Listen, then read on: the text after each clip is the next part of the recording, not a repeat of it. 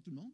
C'est un plaisir de vous accueillir à cette dernière conférence des instantanés de l'architecture de cette année 2018. On en aura d'autres en 2019. Le programme va être diffusé bientôt. Il est en train de se finaliser. Donc, c'est un grand plaisir. Je vais laisser évidemment Philippe présenter notre invité, mais simplement pour dire, en vous révélant c'est qui, vous le savez déjà, c'est sur les affiches, c'est Christian Delécluze. Donc, on est très content de l'avoir comme professeur et invité chez nous et puis de donner à tout le monde l'occasion aussi de savoir un peu plus ce qu'il fait, qu'est-ce qu'il a comme occupation, comme intérêt pour l'architecture en dehors des étudiants qui ont la chance de l'avoir en atelier. Alors, ça nous permet de décloisonner un peu les choses. Je dois bien sûr remercier d'entrée de jeu vous pour votre présence et bien sûr nos commanditaires, Lafarge, Suprema et le Musée des civilisations qui nous reçoit toujours avec beaucoup de générosité dans ses murs. Il y a la Ville de Québec qui est en train de confirmer sa participation dans les heures qui viennent. Alors, on l'annonce pas, oui, ils sont là, ça va se confirmer. Alors, on les remercie d'être en fin de considération pour nous aider pour la suite.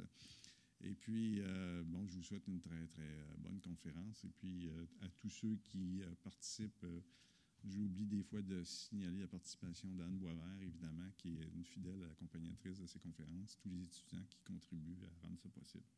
Alors, je cède la parole sans plus tarder à Philippe qui va faire la présentation de notre conférencier.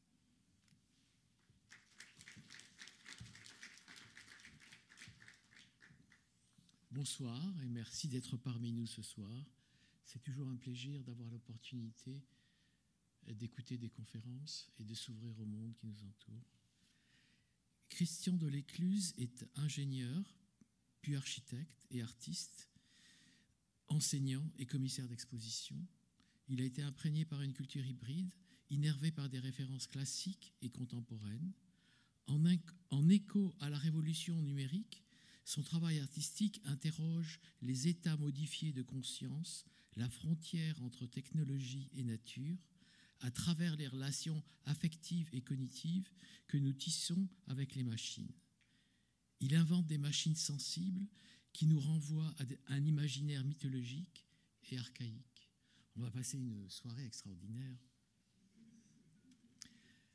Emmène-nous. Ces installations artistiques ont été présentées dans de nombreux lieux en France et à l'international, au Canada, Brésil, Tunisie, Maroc, Turquie, Italie, Espagne, Portugal, République tchèque, Suisse, Belgique et Bulgarie. Il a été co-commissaire de l'exposition Monde souterrain pour la Nuit blanche de 2016, 2000 m² d'espace souterrain investis par des artistes et, en 2017, commissaire invité du festival Accès, pour lequel il a imaginé une exposition consacrée aux machines sensibles. Il a été lauréat du concours Réinventer Paris en 2016 avec le projet NOC 42 qu'il co-signe avec l'agence AR Studio d'architecture et travaille actuellement à la mise au point du projet. Et c'est une des raisons pour lesquelles le trimestre prochain, il sera très occupé avec ce projet. Il a enseigné à l'école spéciale d'architecture de Paris et à l'université Paris 8. Il est actuellement professeur invité chez nous et nous avons le plaisir de l'accueillir. Bienvenue.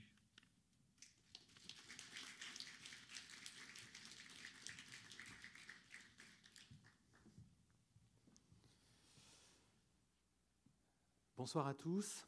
Je voudrais vraiment commencer la conférence en remerciant vraiment chaleureusement Philippe et Jacques de m'avoir invité ce semestre à enseigner à l'école d'architecture de l'Université Laval. C'est vraiment un plaisir d'être ici et de pouvoir, pour vous, j'imagine, s'ouvrir au monde. Et aussi, pour moi, c'est aussi une façon de m'ouvrir à une autre culture et d'échanger avec d'autres façons de voir, d'autres étudiants et aussi d'autres enseignants, dont fait partie aussi Samuel, qui est ici, et également Anne Boisvert, qui a été aussi une interlocutrice pour préparer cette conférence.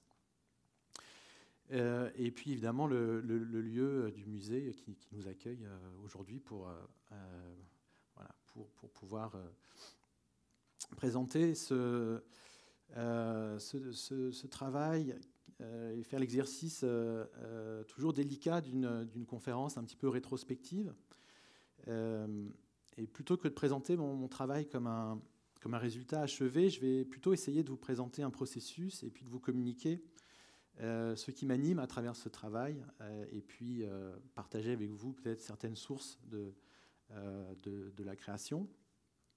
Et donc je suis parti de ce titre qui est peut-être un peu abstrait, mais pour le moment, mais qui va s'éclaircir au fur et à mesure de la conférence, parce que les machines sont des métaphores qui reviennent souvent dans mon travail. Et donc ce voyage entre différentes machines conceptuelles va me permettre à la fois de faire dialoguer mon travail d'artiste et d'architecte, et également d'enseignant. On va aborder les machines assez peu finalement du point de vue de la technique, mais surtout du point de vue des représentations du monde qu'elles créent chez nous. Donc les machines sensibles se réfèrent plutôt à un travail justement autour de la perception, plutôt à l'échelle de l'installation, et puis les machines à habiter vont être à une échelle un peu plus importante, vont prendre en compte peut-être davantage de contraintes liées notamment à un site. Mais en fait, ces deux notions sont finalement l'expression d'une même vision des machines qui simplement se déploient différemment en fait, dans des contextes différents. Pour moi, c'est important effectivement d'avoir ces deux casquettes, architecte et artiste.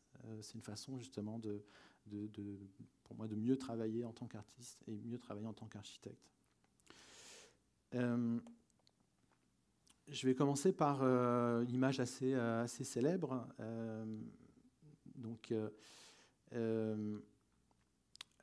Pour introduire une idée qui est l'idée du regard, parce qu'à plusieurs reprises dans ma vie, j'ai vécu des chocs esthétiques en découvrant des œuvres, au sens où la confrontation à ces œuvres a vraiment transformé mon regard sur le monde. Et depuis, cette question du regard est un sujet vraiment qui me fascine et qui me passionne. Autant découvrir ce qui peut influencer ma propre perception, que aussi la diversité des regards qui sont présents sur la planète, et auxquels je suis confronté notamment en tant qu'enseignant, en dialoguant avec finalement autant de regards qu'il y a d'étudiants. Et pour revenir sur l'image, donc souvent on appelle ça l'illusion du lapin-canard. Donc on voit parfois un canard, parfois un lapin. Du coup, il y a des basculements perceptuels. Et cette question des basculements perceptuels, c'est un sujet sur lequel justement j'ai travaillé sur certaines pièces. Souvent, on appelle ça une illusion d'optique, mais en fait, le terme d'illusion, je trouve qu'il est mal choisi parce que en fait, on voit vraiment soit un lapin, soit un canard. Et donc, c'est plutôt en fait, on appelle ça une bistabilité de la perception, et c'est dû à une ambiguïté justement du contexte. Donc ça, c'est un sujet sur lequel on va revenir, mais cette question d'ambiguïté, je la trouve assez importante justement pour engager la perception. Donc je reviens sur cette question de regard qui est, en fait, on peut donner deux définitions. C'est une notion polysémique. Donc il y a évidemment la question de la perception visuelle, le fait de voir le monde qui nous entoure, mais qui parle aussi d'un rapport, un rapport sensible. Et puis la capacité de jugement, qui est donc en fait une construction symbolique à partir justement de la relation qu'on a au monde. Donc chaque être humain a une façon unique de regarder le monde, l'interpréter, et puis il y a une espèce de résonance avec l'environnement. Donc c'est une façon de faire monde avec ce qui nous entoure. Donc je travaille sur la question des mécanismes à l'œuvre justement dans la construction du regard, mais aussi ça m'intéresse d'encourager l'expression de nos potentiels en tant qu'individus, donc de stimuler la créativité et justement peut-être la transformation du regard. on vit actuellement dans une société qui met en place parfois des processus d'uniformisation. Voilà, on peut citer la mode, le marketing, la publicité, qui justement instrumentalise les désirs. Voilà, donc je trouve que c'est important de travailler sur justement l'expression des individualités. Donc, comme je vous expliquais, je vais utiliser la machine comme métaphore. Et, il y a toute une histoire des machines sur laquelle je vais essayer de vous présenter, justement du point de vue de cette symbolique de la machine et de comment l'évolution des machines ont influencé notre rapport au monde. Mais je vais commencer simplement par peut-être définir ce que j'entends par machine, qui est une définition assez large finalement, même si là je montre un exemple assez simple. Je considère une machine comme un ensemble d'éléments qui s'agencent entre eux et qui interagissent de façon à produire quelque chose. Ici, je trouve que la représentation de la perceuse explique assez bien justement cette définition-là. À savoir qu'on voit bien qu'il y a un ensemble de pièces qui, séparément, ne font rien, mais une fois qu'on les assemble, il y a ce qu'on appelle une propriété émergente, en fait, qui apparaît, qui est la possibilité, justement, de percer un trou. Donc, il y a cette question, il y a deux notions, vraiment. Il y a cette question d'éléments de complexité, donc d'éléments qui interagissent ensemble. Et puis, donc la deuxième propriété importante, probablement la plus importante, c'est que une machine est toujours faite pour faire quelque chose. Une machine a un objectif, elle est conçue en fonction d'un projet. Et donc, ici, l'objectif, c'est relativement banal, hein, c'est percer un trou, mais ça pourrait être aussi se déplacer plus vite, ça peut être aussi sauver des vies, comme tuer le plus de gens possible, si on pense à la bombe atomique. Donc, c'est dans ce sens aussi qu'une machine, elle est forcément politique, c'est-à-dire qu'elle est liée au sens large, c'est-à-dire qu'elle est liée à un projet de société et qu'une société se projette, en fait, évolue en inventant des machines, en construisant des machines qui, à l'inverse, justement, vont influencer nos façons de vivre. Donc, il y a vraiment une coévolution en fait, entre l'homme et les machines qu'il invente. Et donc, il y a quasiment toute une histoire de l'humanité qu'on pourrait raconter justement dans cette interaction entre l'homme et la machine. Ici, c'est une autre représentation de machine. Donc, comme je vous expliquais, je suis aussi sensible à cette question du regard, et donc le regard passe par la représentation, la façon dont on représente les choses, qui n'est jamais neutre. Donc, ça participe de nos représentations mentales. Donc là, ici, on a une représentation différente de la machine, qui est une vue, on dirait, en écorché, qui met l'accent cette fois-ci sur l'unité de la machine, mais qui nous donne à voir ce qui nous serait invisible autrement. Voilà, ici, une machine un peu plus complexe, qui est elle-même composée de sous-machines.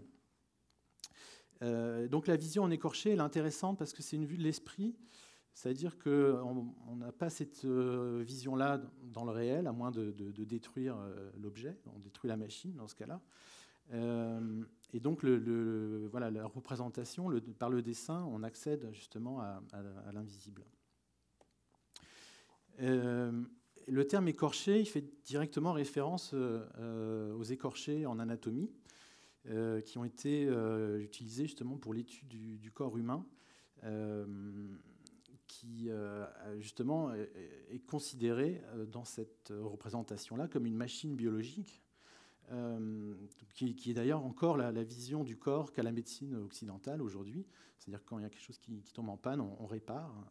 Vous cassez un bras, on vient vous ressouder le bras.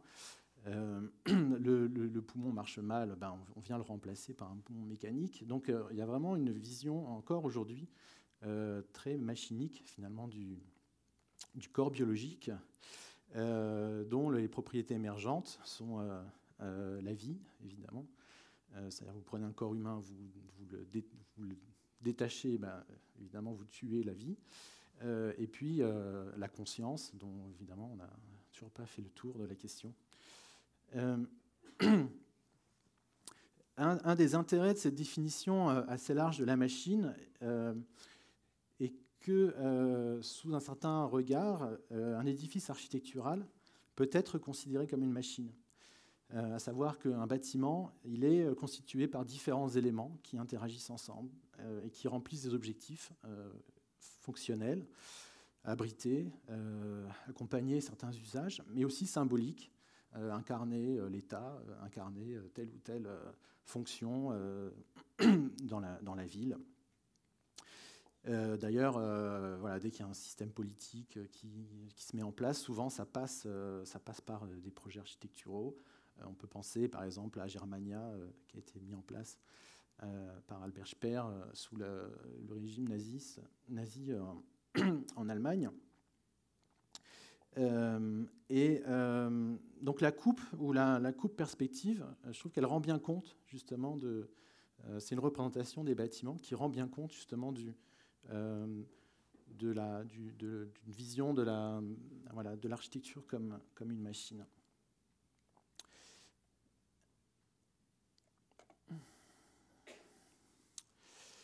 Je voudrais revenir à cette capacité d'agir sur le monde, parce que ça me paraît vraiment un élément important de la machine, à savoir qu'une machine, elle a un pouvoir de transformation du réel. Donc on peut distinguer différents niveaux de transformation. Il y a simplement des évolutions. Et puis il y a des transformations plus radicales, qui sont plus des transmutations, donc des changements d'essence. Et dans ce sens-là, j'évoquerai la figure de l'alchimiste, qui est justement un personnage qui travaillait dans un laboratoire à la transformation de la matière. Donc vous savez qu'il recherchait la pierre philosophale qui permettrait justement de transformer le plomb en or. Et la pierre philosophale, c'est rien d'autre qu'une machine pour transformer le plomb en or, finalement. Donc je vais commencer à explorer différentes machines et l'idée que les machines interviennent peut-être différemment dans l'imaginaire en fonction justement de l'objectif pour lesquels on les a inventés. Donc là, ici, on voit à gauche une des plus anciennes machines qui était déjà décrite dans le traité de l'architecture de Vitruve, donc en 15 avant Jésus-Christ, qui du coup décrivait cette machine relativement simple qui a donné lieu après au moulin et qui était vraiment la machine qui a permis de développer la force physique, de décupler la force physique donc pendant tout le Moyen-Âge et déjà bien avant. Donc les machines sont là en fait comme des extensions de notre corps. Hein. Donc c'est vraiment une machine qui est là pour développer une puissance physique. Et là, à droite, on a un modèle de machine à vapeur de la fin du XVIIIe, donc qui a été développé par Monsieur Watt, qui d'ailleurs est devenu l'unité de mesure de la puissance, de la notion de puissance en physique.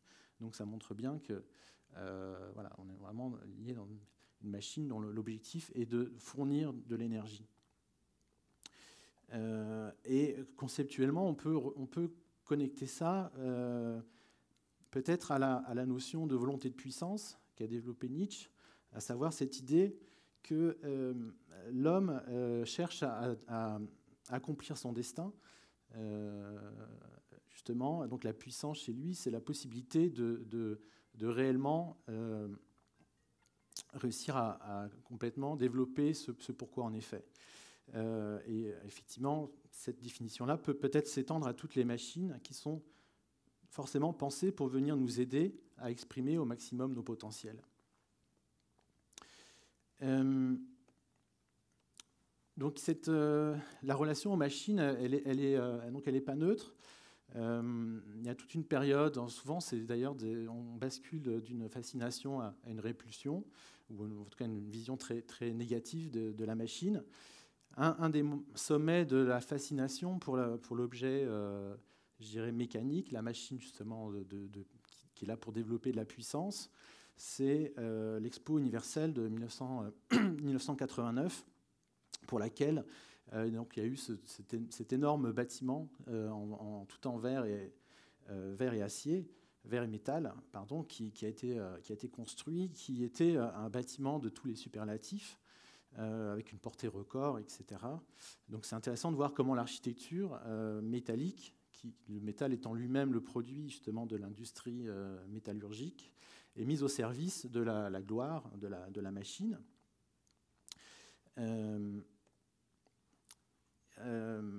Un autre exemple de machine qui développe, qui suscite beaucoup, qui a révolutionné notre imaginaire, c'est toutes les machines qui ont été inventées pour le voyage. L'exemple peut-être le plus proche de nous et le plus important dans notre imaginaire contemporain, c'est la fusée spatiale, avec le voyage d'Apollo 11, qui a permis notamment à Armstrong de marcher sur la Lune. Et Armstrong a énormément témoigné par la suite justement de toutes ces impressions, en parlant justement de la Terre qui apparaissait comme un tout petit point bleu. Il disait, au lieu de me sentir un géant, je me sentais au contraire tout petit face à l'univers. Donc d'un seul coup, on se rend compte que on est juste un tout petit point dans l'univers, et ça a une conséquence évidemment sur notre rapport au monde, qui à ce moment-là, il y a vraiment des basculements de perception. On pourra citer aussi Jules Verne, évidemment, qui a énormément alimenté tous ces récits justement de machines qui permettent de voyager, que ce soit le tour du monde en 80 jours, ou de la Terre à la Lune, où justement il se projetait dans la possibilité d'aller sur la Lune. Et d'ailleurs, dans les années 60, moi j'ai mes parents qui me témoignaient qu'ils allaient, donc à l'époque on ne prenait pas aussi facilement l'avion qu'aujourd'hui. L'aéroport était une destination en famille. On allait à l'aéroport pour voir les avions décoller. Et puis ça faisait, ça alimentait l'imaginaire, les discussions. Ils se demandaient, cet avion, il va vers quel pays, etc. Autre genre de machine aussi qui a eu beaucoup d'importance dans notre imaginaire, qui n'est pas du tout une machine justement qui est liée à développer une puissance physique, etc. C'est une machine qui probablement nous a servi à abolir justement les distances, qui nous permet de nous téléporter d'une certaine manière. C'est le téléphone. Il y a eu le télégraphe, après le téléphone, donc sur la gauche. Et donc ça, c'est une photo qui date de 1892.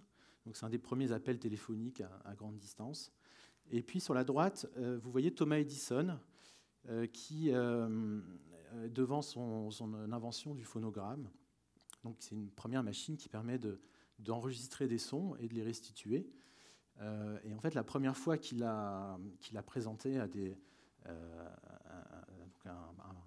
un parterre de spécialistes, notamment des scientifiques, il y avait énormément de gens qui ne croyaient pas. En fait, ils pensaient que c'était une illusion. Ils disaient non, mais c'est pas possible.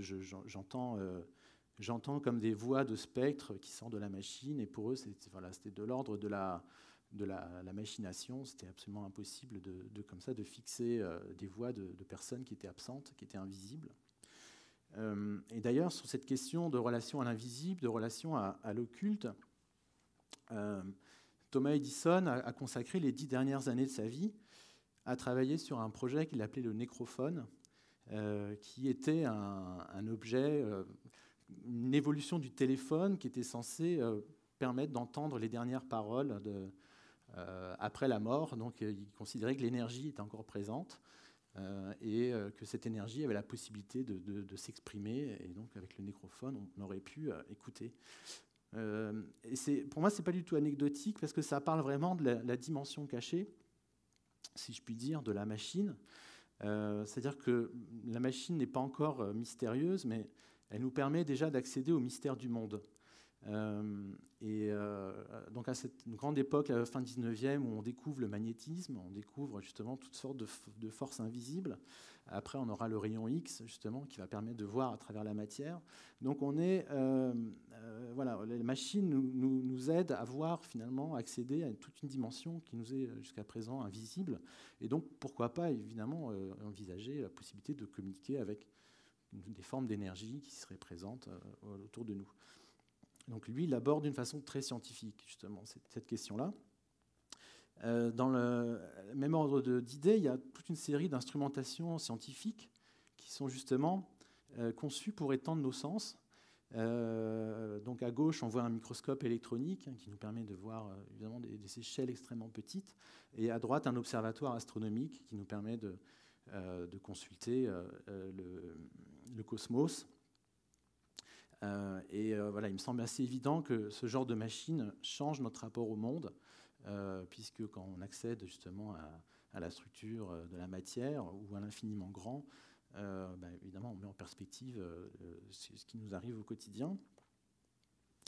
Et puis, j'en profite pour dire un mot de cette machine, qui est peut-être une des plus grosses machines, puisque je pense qu'elle fait plus de 4 km de long, qui est l'accélérateur de particules du CERN, donc qui est une machine qui devient une architecture, donc qui est située à côté de Genève et qui a été utilisée notamment pour la preuve expérimentale de l'existence de particules, le boson de Higgs notamment, qui a été l'objet d'un prix Nobel il y a peut-être 4-5 ans.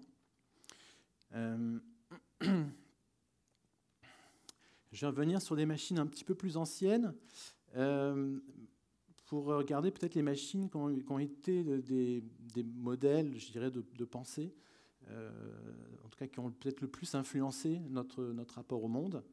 Et l'horloge apparaît probablement comme un objet qui a une place à part dans le monde des machines, parce que c'est la machine qui incarne vraiment la perfection.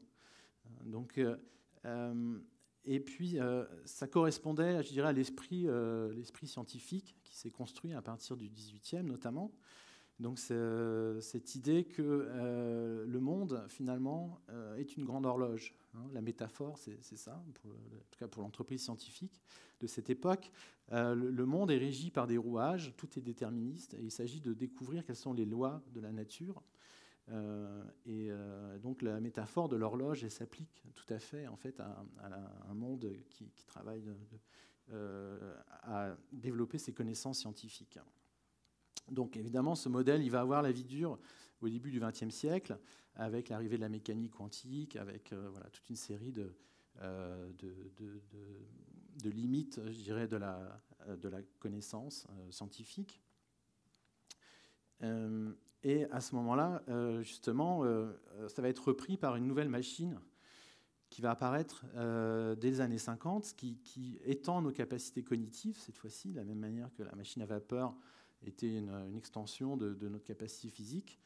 Donc des machines qui sont des machines capables de calcul et d'une forme d'intelligence artificielle, pour reprendre un terme à la mode actuellement. Au sens de la définition que j'ai donnée au début, on ne sait pas tout à fait des machines, puisque elles n'ont pas un but prédéfini. C'est plutôt des machines à fabriquer des machines. Donc on est plus dans une forme de méta-machine, si on peut l'exprimer ainsi. Évidemment, par le biais du couplage avec le monde physique, donc toute l'émergence sur ce qu'on a appelé la cybernétique dans les années 50, on a évidemment la possibilité aussi d'agir sur le monde par cette machine. Et cette machine, je pense, s'est imposée aujourd'hui comme la métaphore probablement dominante dans la représentation du monde qu'on a. Voilà, je lis régulièrement des articles dans lesquels il y a des espèces de métaphores computationnelles où on parle de hardware, software. Enfin voilà, donc tout ça, c'est vraiment lié en fait à la représentation de l'ordinateur qui a construit l'ordinateur. À noter aussi que la machine se complexifie, elle n'est plus du tout clarté, hein, contrairement à l'horloge. Là, on bascule dans une machine qui est une boîte noire. On ne comprend pas en fait comment elle fonctionne, et elle devient un objet de mystère. Donc ça nous permet aussi de l'investir de toutes sortes de fantasmes, dont celui qui est assez présent aujourd'hui, de la possibilité d'intelligence artificielle qui devienne une conscience. Voilà, en tout cas, on pourra en discuter à la fin, mais de mon point de vue, c'est vraiment plutôt la réminiscence de vieux fantasmes archaïques. Voilà. et ces machines, justement, information, elles ont fusionné. Ça n'a pas été la mort de la machine mécanique, au contraire. Les deux se sont associés, ont collaboré ensemble pour donner ce qu'on a appelé le robot. Et donc le robot hérite de cette capacité justement de la machine information de ne pas avoir d'objectif forcément prédéterminé, mais de pouvoir être reprogrammé. Donc c'est pour ça qu'on a des robots industriels qui sont détournés par des artistes pour leur faire écrire des phrases ou ce genre de choses. Et puis à droite, on voit un robot humanoïde qui du coup est programmé pour simuler nos comportements. Et j'insiste bien sur l'aspect simulation. Il y a probablement d'autres formes de machines qui s'en viennent, qui vont construire des nouvelles métaphores et qui vont probablement nous amener à repenser la frontière entre l'artifice et le vivant. C'est les machines biologiques dont on parle assez peu. À mon avis, c'est beaucoup plus ça qui va transformer le monde qui s'en vient que l'intelligence artificielle. À savoir cette capacité que l'on développe, notamment par la biologie de synthèse, de pouvoir programmer des organismes vivants en codant leur ADN de façon à ce qu'ils aient des comportements prédéfinis, notamment les biocapteurs, etc. Et aussi des systèmes de collaboration entre du vivant et du silicone. Il y a l'armée américaine qui travaille sur la possibilité de piloter, par exemple, des insectes en leur mettant des machines qui viennent prendre le contrôle sur le cerveau pour les commander à distance. L'insecte ayant l'avantage de ne pas tomber en panne de batterie. Donc, mais ce qui est le gros problème des drones aujourd'hui. Je ne sais pas si vous avez vu, les gens ont des drones, et en fait, ils volent 2 minutes, et après, le truc n'a plus de batterie, donc c'est fini. Voilà. Une petite pause littéraire pour justement en parler de la métaphore. Donc là, c'est une métaphore littéraire de Victor Hugo, La faucille d'or dans le champ des étoiles, qui parle de la Lune. Donc ce que je veux dire par là, c'est que ce qui construit notre regard, ce sont entre autres les grands récits, les mythes. Et notre représentation du monde, elle passe par le récit, par les histoires qu'on nous lit quand on est enfant. Et souvent, ces récits s'appuient sur des métaphores. D'ailleurs, selon le philosophe Paul Ricoeur, la métaphore, c'est la seule manière que nous avons pour décrire le monde autrement et notre rapport au monde, créer des images pour comprendre l'homme et pour comprendre le monde. Donc, à travers toutes les machines qu'on vient de voir, tous les exemples, je pense qu'on peut commencer à se convaincre de la puissance de la machine comme métaphore. C'est-à-dire comme une figure à laquelle on se réfère pour expliquer le monde. Donc pour s'en convaincre, on pourrait commencer à regarder aussi toutes les productions artistiques, toutes les créations qui justement parlent de la machine ou qui développent des métaphores liées à la machine. Ça serait vraiment très long. Mais ce qu'on peut, en résumé, on peut constater que la métaphore de la machine, elle est jamais neutre. C'est-à-dire qu'on a vraiment 2 types de métaphores. On a des métaphores technophiles, où justement on est dans la fascination de la machine va nous permettre de résoudre tous les problèmes. Et puis on a des métaphores technophobes, où au contraire, il y a un rejet de la machine, parce que par sa perfection, elle nous menace. Et aussi, quand on cohabite avec une machine, notamment dans les chaînes de montage, etc., il y a un côté justement implacable qui est extrêmement violent pour l'homme qui doit s'ajuster au rythme de la machine. Je vais quand même présenter donc 2 exemples de métaphores, justement. Et comme je sais qu'il y a un public quand même architecte dans la salle, j'ai pris un ouvrage de Le Corbusier, Vers une architecture, qui est plus un recueil en fait, d'articles qu'il avait publié dans une revue qui s'appelle L'Esprit Nouveau. Donc, le titre, je pense, est assez explicite. Dans lequel, justement, il fait vraiment référence à la machine pour donner sa représentation de l'architecture. Sa vision de l'architecture, il prend vraiment la machine, notamment les machines à voyager, comme modèle. Donc, j'ai zoomé un peu pour que vous voyez, notamment, il y a une partie qui est consacré au paquebot, donc on ne voit pas. Après, donc, il y a les avions et les automobiles. Donc, à travers voilà, ce qu'il apprécie dans ces objets industriels, par exemple pour l'avion, ce qui l'intéresse, c'est le génie de l'ingénieur qui l'a conçu, en formulant, d'après lui, les bonnes questions, puisqu'il dit finalement un avion, ça ne ressemble pas à un oiseau. Donc ils ont réussi à résoudre le problème de voler. Et puis l'automobile le fascine pour la question de la standardisation, qui pour lui permet justement un processus optimal et une rationalisation froide qui, dans ces mots, est une qualité. Voilà. Bon, en tout cas, c'est sa vision de l'architecture. Donc on va pouvoir après éventuellement en discuter. Je vais revenir là-dessus quand je vais présenter un diplôme un peu plus tard d'étudiants que j'ai suivis qui critiquent cette vision standardisée justement de l'architecture. Donc deuxième référence, qui est à peu près la même époque. Donc c'est une pièce de théâtre, Rur de Karel, je ne sais pas comment on prononce, Čapek, donc qui est un Tchèque, qui a été écrite en 1920. Et c'est la pièce en fait, dans laquelle apparaît pour la première fois le mot robot. Et robot, ça vient donc du tchèque robota, qui signifie travail, besogne, corvée. Donc c'est une pièce de science-fiction dans laquelle, donc comme toutes les pièces de science-fiction, en fait, ça ne parle pas du futur, mais ça parle plutôt du présent. Donc ça se projette dans le futur pour critiquer le présent. Et là, ce qui est critiqué, c'est le capitalisme. C'est qui, justement, à force de mettre les ouvriers en relation avec les machines, ils perdent leur âme. Voilà, donc c'est un mix un peu entre Métropolis, les temps modernes et Frankenstein. Voilà. Je vais commencer à vous présenter des projets que j'ai faits, justement autour de cette question de la sensibilité de la machine. Donc, qu'est-ce que j'entends par là, des machines sensibles? Donc, ce n'est pas du tout la sensibilité de la machine elle-même, auquel j'ai du mal à croire. Je pense qu'une machine, elle peut simuler la sensibilité. Je doute de sa capacité à l'être. Par contre, ce que je constate, c'est que c'est surtout nous qui projetons en fait, sur les machines.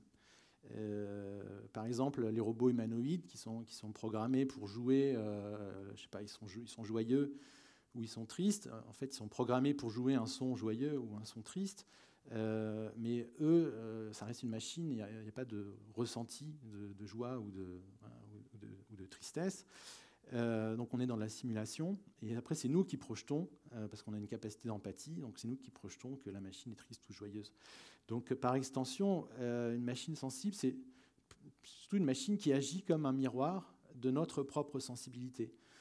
Donc c'est des machines qui vont être le support de nos projections mentales et qui vont nous renvoyer en fait à nous-mêmes. Donc premier exemple d'installation artistique qui s'appelle Dans le noir, qui est une installation sonore interactive pour un seul spectateur qui est complètement plongé. En fait, il franchit un sas, il arrive dans un espace totalement noir, totalement obscur et qui lui est totalement inconnu. Donc ça, c'est vraiment important parce que du coup, il y a une perte de repère totale. Donc on annule en fait sa vision et surtout, on le plonge dans un espace voilà, donc il n'a aucune idée de où sont situées les cloisons, quelle est la forme de l'espace dans lequel il est, etc.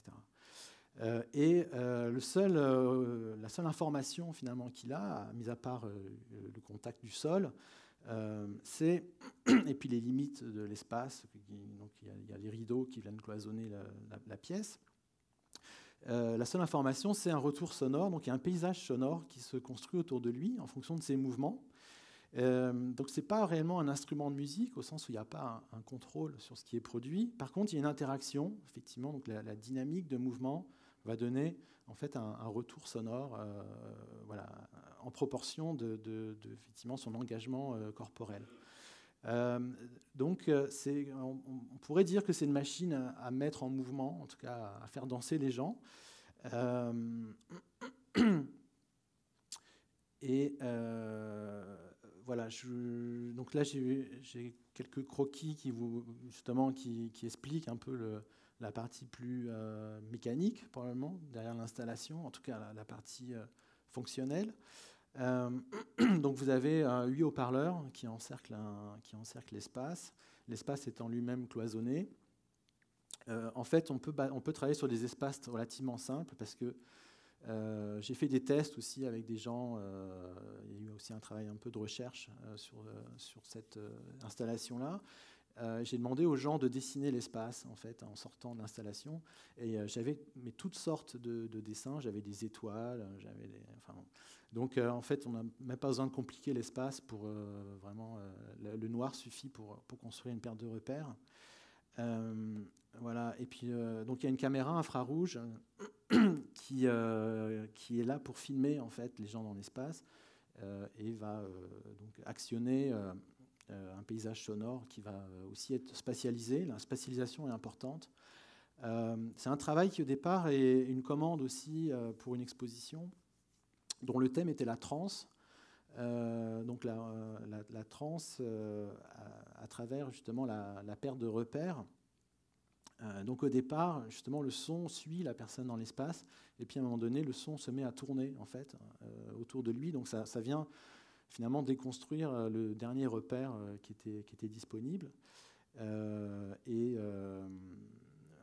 Voilà, et les sons sont des sons, vous allez l'entendre, les sons sont des sons de corps en fait au départ, et puis petit à petit, ils deviennent plus abstraits. Donc c'est pareil, ça ouvre aussi l'imaginaire parce que on a moins de repères justement pour savoir quelle est l'origine sonore. Je vais vous montrer d'un coup une petite vidéo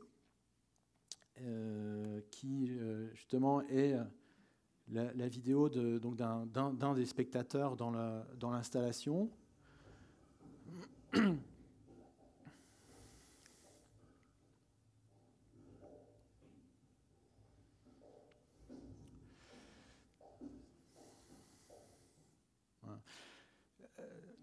Ça traduit assez. Enfin, c'est une documentation du projet, mais.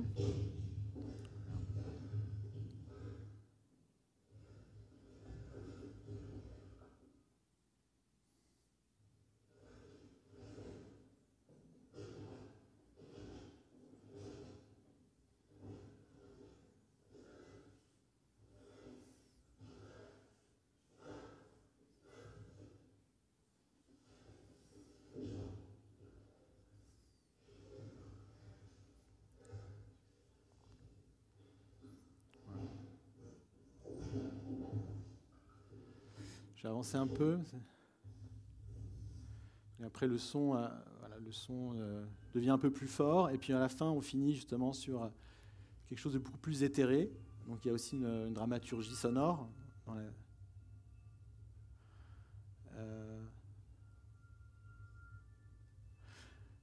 Voilà. Donc c'est intéressant parce qu'on voit que la personne là, elle se déplace beaucoup sur le côté. Et c'est.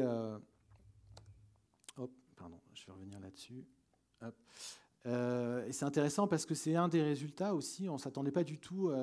Donc c'est un projet que j'ai fait en collaboration avec un chercheur en danse et nouvelles technologies, qui enseigne d'ailleurs actuellement à l'UQAM, qui s'appelle Armando Menicacci.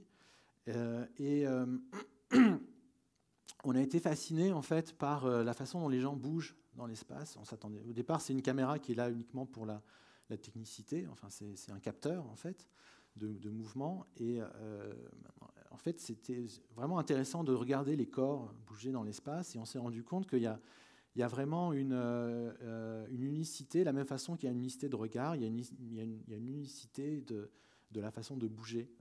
Il y a vraiment une signature corporelle des individus qui est aussi liée.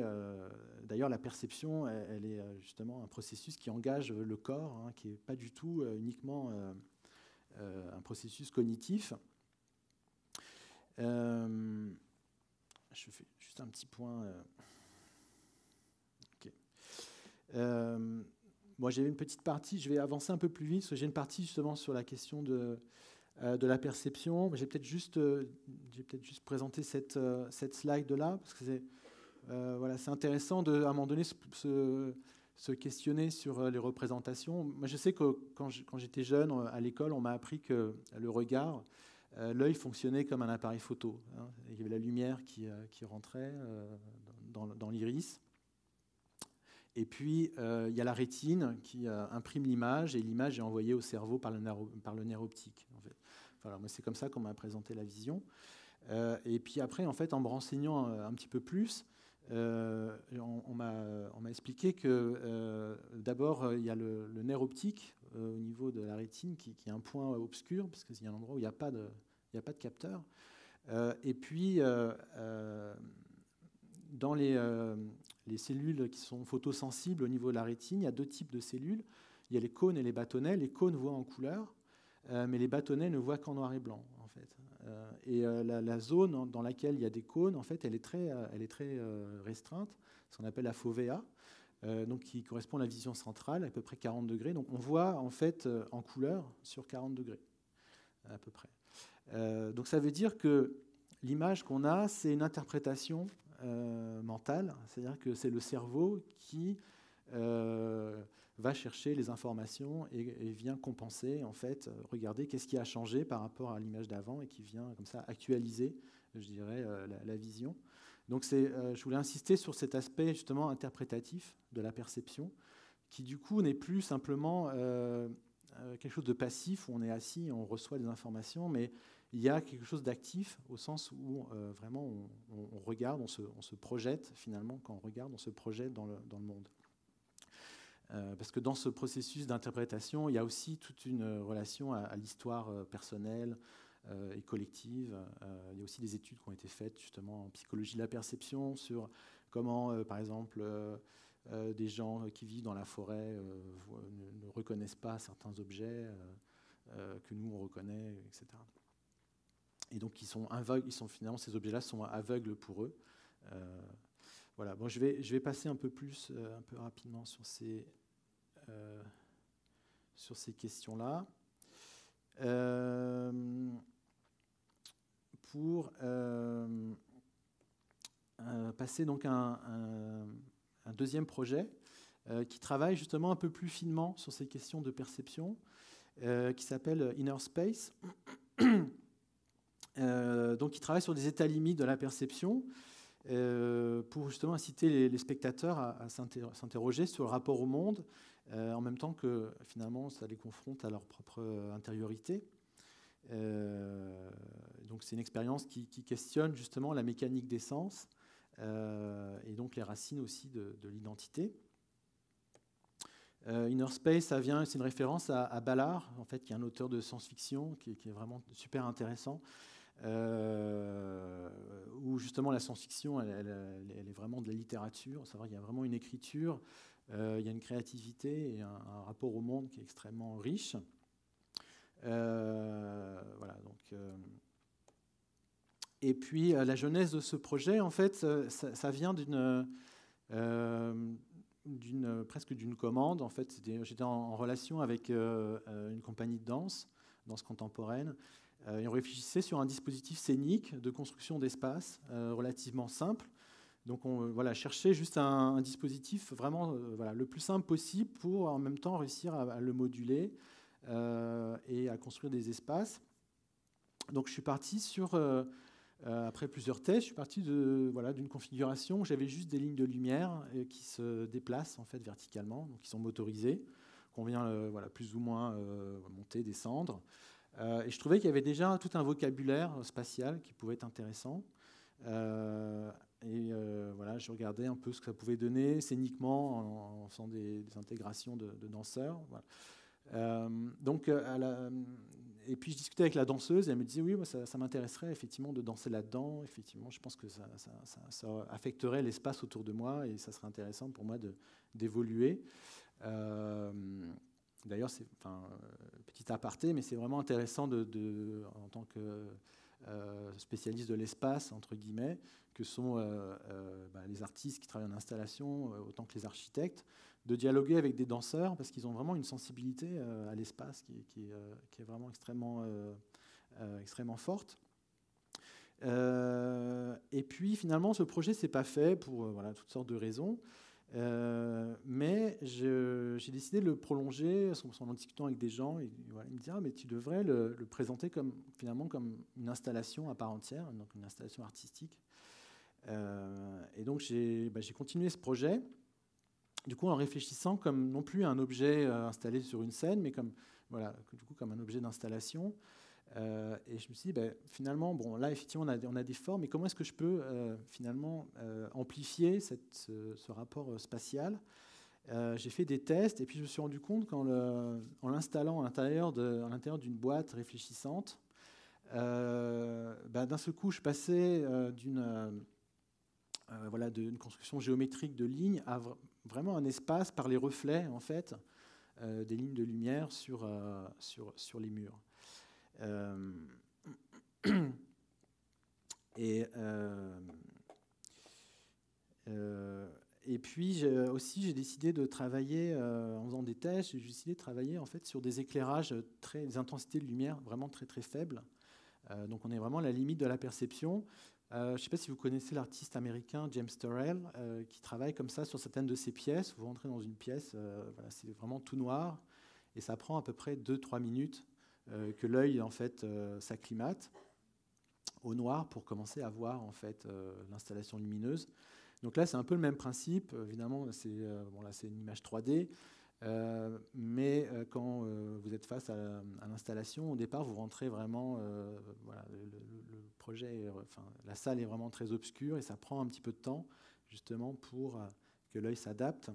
Et même en fait une fois que l'œil s'est adapté, ça crée comme des espèces d'hallucinations, et on est dans un dispositif qui crée justement des ambiguïtés perceptuelles. Donc c'est vraiment là-dessus que je voulais travailler, sur cette notion, mettre le spectateur face à un objet dont il n'est pas capable de saisir finalement son essence physique. Et à ce moment-là, il y a vraiment un engagement justement de la perception. On n'arrive vraiment pas à savoir face à quoi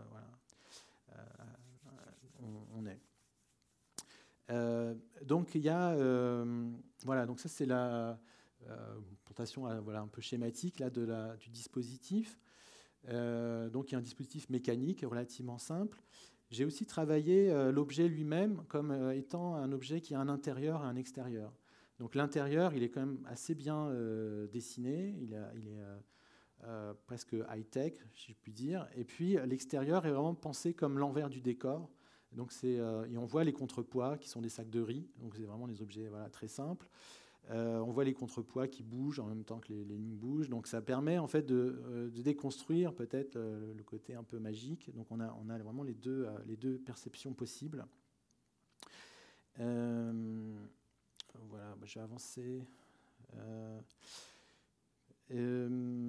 Donc au niveau de la composition, justement, comme je voulais travailler sur des basculements de perception, j'ai travaillé sur une composition, on appelle ça un moteur génératif, c'est-à-dire il y a des positions qui sont décidées, qui sont dessinées à l'avance, et puis il y a des parties qui sont aléatoires. Et donc je passe sans arrêt d'un objet construit à un objet déconstruit. Enfin pas sans arrêt, mais en tout cas je change en fait. Il y a une évolution dans l'objet. Donc, par exemple, vous voyez là, on a une structure ordonnée. Ici, les barres commencent à prendre une forme un peu aléatoire. Et puis, à un autre moment, elles se reconfigurent dans l'espace. C'est un projet qui est vraiment dur à documenter parce que, en fait, la photo, ça écrase en fait l'espace. Donc, on perd beaucoup quand on le voit en documentation.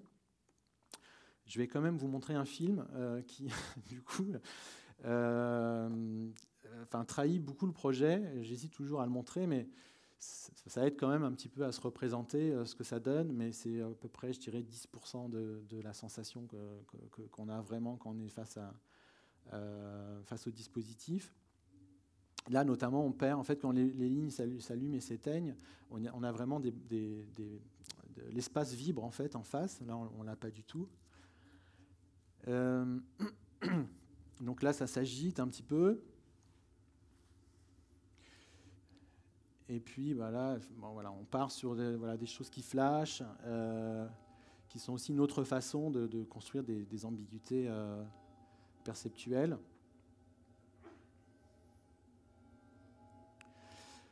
Et le son, en fait, est construit à partir des sons des moteurs, en fait, qui sont transformés, amplifiés en temps réel. Voilà. Bon, voilà, donc ça fonctionne, il y a des paramètres, donc il y a une partition qui fait évoluer ces paramètres, et puis il y a un algorithme qui bascule différents types de mouvements, des mouvements qui sont plus mécaniques, des mouvements qui sont plus qui correspondent plus à des choses organiques. Donc je travaille sur ces deux qualités-là. Et donc ça vient piloter la position, la hauteur, les sons, et puis l'intensité de la lumière. Voilà. Pour ceux que ça intéresse, je vais ouvrir un petit peu la machine. Donc ça, c'est une partie du patch, on appelle ça, qui contrôle la machine, qui a été réalisée sous Max MSP, qui est un logiciel qui a été développé par l'IRCAM, qui permet justement de faire l'interactivité en temps réel. Et puis là, on a la liste, par exemple, des paramètres qui pilotent la lumière. Je ne sais pas si vous allez la voir, mais bon, enfin voilà, il y a plusieurs types d'algorithmes. Donc il y a des oscillations linéaires, il y a des oscillations sinusoïdales qui vont être du coup interprétées comme des choses beaucoup plus organiques. Et puis voilà, la possibilité de flasher, la possibilité de jouer sur les périodes. Enfin bon, il y a toutes sortes de paramètres. Ici, par exemple, vous avez une partition d'un extrait qui doit durer à peu près 20 minutes, donc c'est très resserré. Ça, c'est les positions en fait, des barres au cours du temps. Et puis, là, j'ai zoomé en fait, sur une partie, qui du coup, ça devient un peu plus explicite. Ça, c'est celle qu'on a vue, en fait, ça correspond à la vidéo qu'on a vue. Donc, vous voyez, les barres étaient fixes, et puis elles ont commencé à vibrer de façon un peu chaotique. Et puis après, en fait, voilà, elles oscillent de façon linéaire. Et puis là, on voit justement une transition entre quelque chose de mécanique et puis quelque chose de beaucoup plus organique, puisque là, on voit qu'elles évoluent de façon beaucoup plus souple. Et du coup, on se projette différemment. Enfin, il y a tout un travail aussi sur l'animation. Animation, le terme n'est pas neutre, hein, ça fait référence à l'anima, à l'âme. Donc, le travail d'animation mécanique, il joue beaucoup en fait, sur la possibilité de se projeter aussi sur les machines. Voilà, et puis là, un autre zoom. Voilà, je vais passer à un autre projet, qui est le projet... je regarde, ouais. Le projet Inversion, qui est un projet de commande, enfin c'est plus une carte blanche, qui m'a été passé par un lieu, c'est des anciennes carrières à côté de Paris, c'est à Saint-Maximin, c'est dans le sud de l'Oise, et c'est un lieu qui est la pierre de Saint-Maximin, donc c'est des anciennes carrières de calcaire, donc, dont on a extrait en fait, la pierre de taille, hein, qui a permis notamment de construire le château de Versailles. Du fait qu'à proximité, il y a un fleuve qui ensuite se jette dans la Seine, et donc du coup, ça permettait d'achalander en fait, les pierres pour les constructions, notamment tout le Paris après haussmannien. Et puis, à un moment donné, évidemment, comme on ne construit plus en pierre de taille, l'activité des carrières s'est arrêtée. Ça a été utilisé pour la culture de champignons. Donc là, on voit en fait en bas des restes de bacs de culture de champignons. Et puis même ça c'était trop économiquement, c'était pas rentable, donc ils ont arrêté. Et donc il y a énormément de carrières dans cette région qui sont abandonnées. Et donc il y a une carrière qui a été transformée on va dire en musée vivant. Ici, probablement vous diriez écomusée de la pierre, puisque il témoigne en fait de la façon dont les gens, ça raconte comment les gens extrayaient la pierre. Les différents bâtiments qui ont été construits, etc. Et donc voilà, donc c'est très grand, il y a 5 hectares de carrières, donc 5 hectares de carrières souterraines. C'est très intéressant de se balader là-dedans et de s'y perdre. Et en jaune, en fait, c'est la partie qui est visitée. Donc ils font des tours dans la carrière avec des guides. Et puis en rouge, c'est une partie qui était accessible au public, c'est-à-dire que ça a été consolidé, donc c'était sécure, mais c'était non exploité pour la visite. Et en plus, c'est une partie qui ensuite donne sur une autre partie extérieure, qui est du coup une carrière à ciel ouvert. Voilà, donc ce lieu, donc cette grande galerie qui fait 100 mètres de long, pour vous donner un peu l'échelle, donc 100 mètres en pied, ça fait 300 pieds, j'imagine, quelque chose comme ça, qui du coup était inusité. Ils m'ont demandé d'imaginer un projet pour cet espace-là. Donc, voilà, j'avais vraiment carte blanche sur le projet, sachant que bon, c'est un lieu qui n'est pas forcément hyper riche, donc j'essaie de réfléchir à quelque chose qui soit pas trop coûteux à travailler. Donc, je me disais que la lumière pourrait être justement une façon de construire l'espace avec un coût qui soit absorbable pour ce genre de lieu, sachant que moi, ce qui m'intéressait dans ce lieu, c'est le fait que c'est un lieu souterrain. Donc, moi, de toute façon, je n'ai pas montré beaucoup de projets dans ce sens-là, mais j'aime bien les lieux souterrains. Je trouve que c'est des lieux qui, justement, au niveau de l'imaginaire, sont très forts, très chargés. Ça fait référence, pour moi, aussi à Alice, au Pays des Merveilles. Enfin, voilà, c'est cette idée qu'il y a un imaginaire accessible simplement en passant une trappe, qu'on vit aussi d'ailleurs si vous allez à Paris. En fait, il y a les catacombes qui sont sous la ville de Paris, qui sont justement des anciennes carrières qui ont été exploitées dans les années 1700 parce que justement ça commençait à s'effondrer.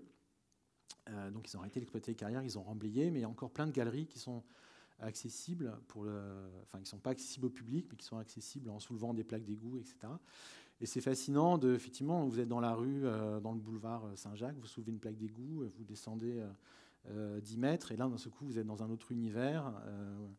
Et donc, il y a comme une ville parallèle, en fait, à portée de nous.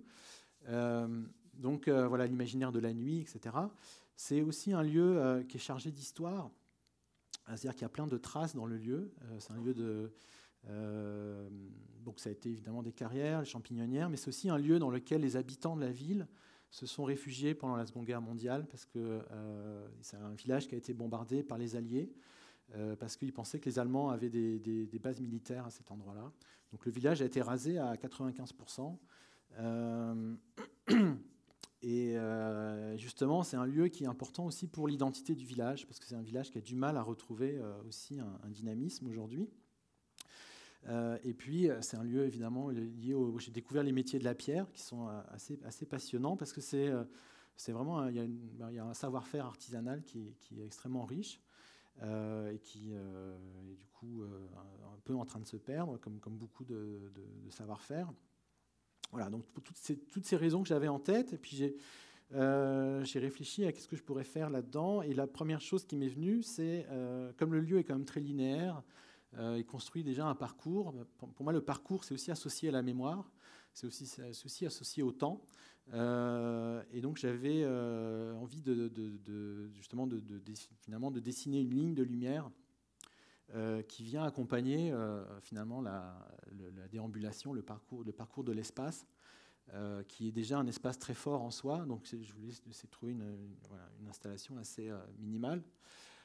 Et puis, j'ai regardé aussi comment était... Alors, il y avait tout un travail de représentation aussi pour ce projet qui n'était pas évident, parce qu'évidemment, c'était hors de question d'avoir une modélisation 3D au millimètre de cet espace-là, qui est constitué de fissures, de roches et tout ça.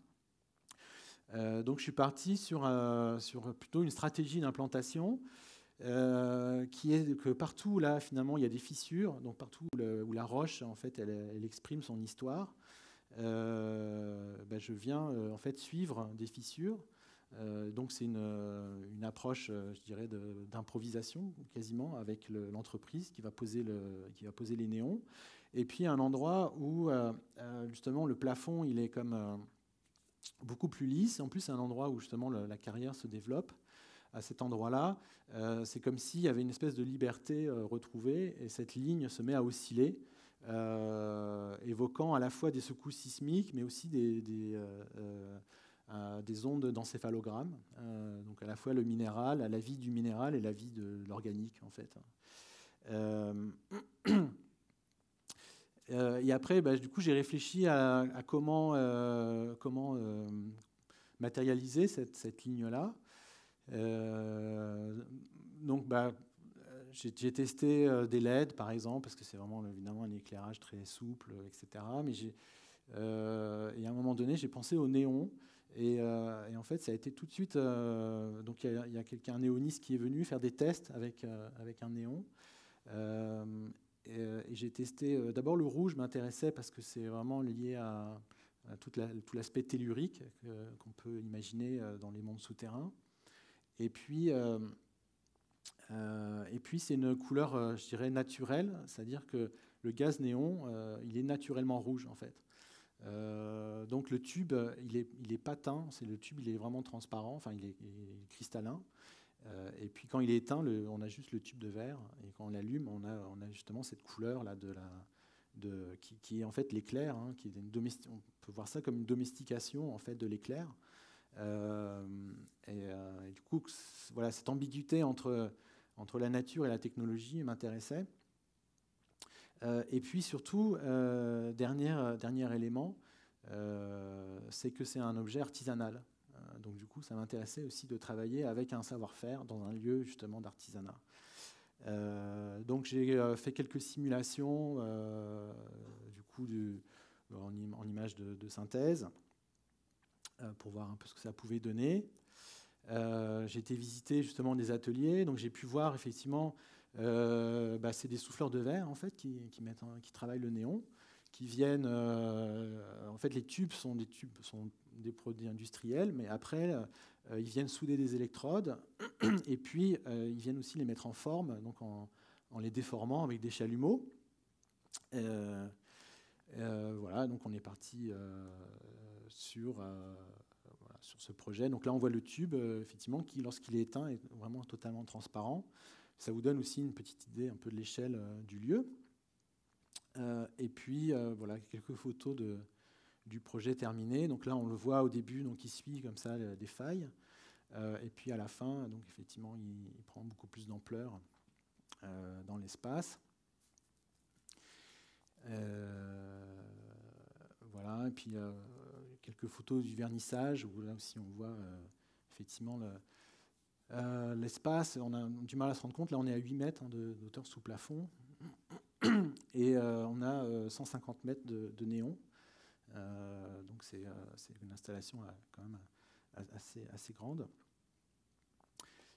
J'ai en profité pour... alors Marcel, en fait, c'est une référence à Marcel Duchamp, qui est... bon, je n'ai pas beaucoup développé, mais je vais juste... quelqu'un d'assez important dans l'histoire de l'art contemporain, vraiment incontournable. Puis j'avais envie de le présenter parce que c'est un contemporain aussi de Le Corbusier. Et puis lui, il a une vision en fait, complètement différente de la machine, puisque... voilà, son travail, en fait, c'était justement sortir des critères de beauté traditionnels, sortir de la représentation de l'objet comme représentation, comme symbolique, pour essayer de travailler l'objet qui, du coup, est plutôt l'incarnation d'une pensée. L'objet lui-même, en fait, n'a finalement pas beaucoup d'intérêt. Ce qui est important, c'est la pensée à laquelle il fait référence. Et par exemple... Là, je le cite, il dit « Réduire était mon obsession, mais en même temps, mon but était de me tourner vers l'intérieur plutôt que vers l'extérieur. Le futurisme était un impressionnisme du monde mécanique. C'était la suite directe du mouvement impressionniste. Ça ne m'intéressait pas. Pour moi, le titre était important. Je m'attachais à mettre la peinture au service de mes objectifs. Je voulais mettre la peinture au service de l'esprit. Et ma peinture fut bien entendu considérée comme intellectuelle, littéraire. » Hein, donc... et de fait, un de ses premiers tableaux qui a été refusé par les cubistes, qui trouvaient qu'il ne rentrait pas assez dans le cadre de leur approche, et le nu descendant l'escalier, donc qui est intéressant parce que Donc lui, il en parle en disant cette version définitive du nu descendant un escalier, peinte en janvier 1912, fut la convergence dans mon esprit de divers intérêts, dont le cinéma, encore en enfance, et la séparation des positions statiques dans les chronophotographies de Marais en France et de Muybridge en Amérique. Donc ça veut dire que c'est quelqu'un qui est vraiment au courant justement de l'état de la technologie à son époque, et même on pourrait dire des nouvelles technologies de son époque. Donc c'est vraiment quelqu'un qui est connecté au monde. Par contre, il ne fait pas du tout référence aux mêmes machines que Le Corbusier. Lui, ce qui l'intéresse, c'est toutes ces machines qui viennent finalement teinter notre perception du monde, qui viennent fixer des instants et qui viennent changer notre regard sur le monde.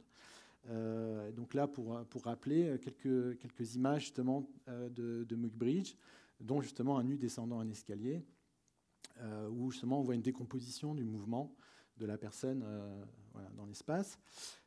Et également, c'est Marcel Duchamp, c'est quelqu'un d'important parce que c'est le premier aussi peut-être à avoir travaillé sur la machine comme métaphore, justement, avec son projet qui est Le Grand Verre, où la mariée mise à nu par ses célibataires même, qui est un projet sur lequel il a travaillé pendant 10 ans, et qui est vraiment un projet littéraire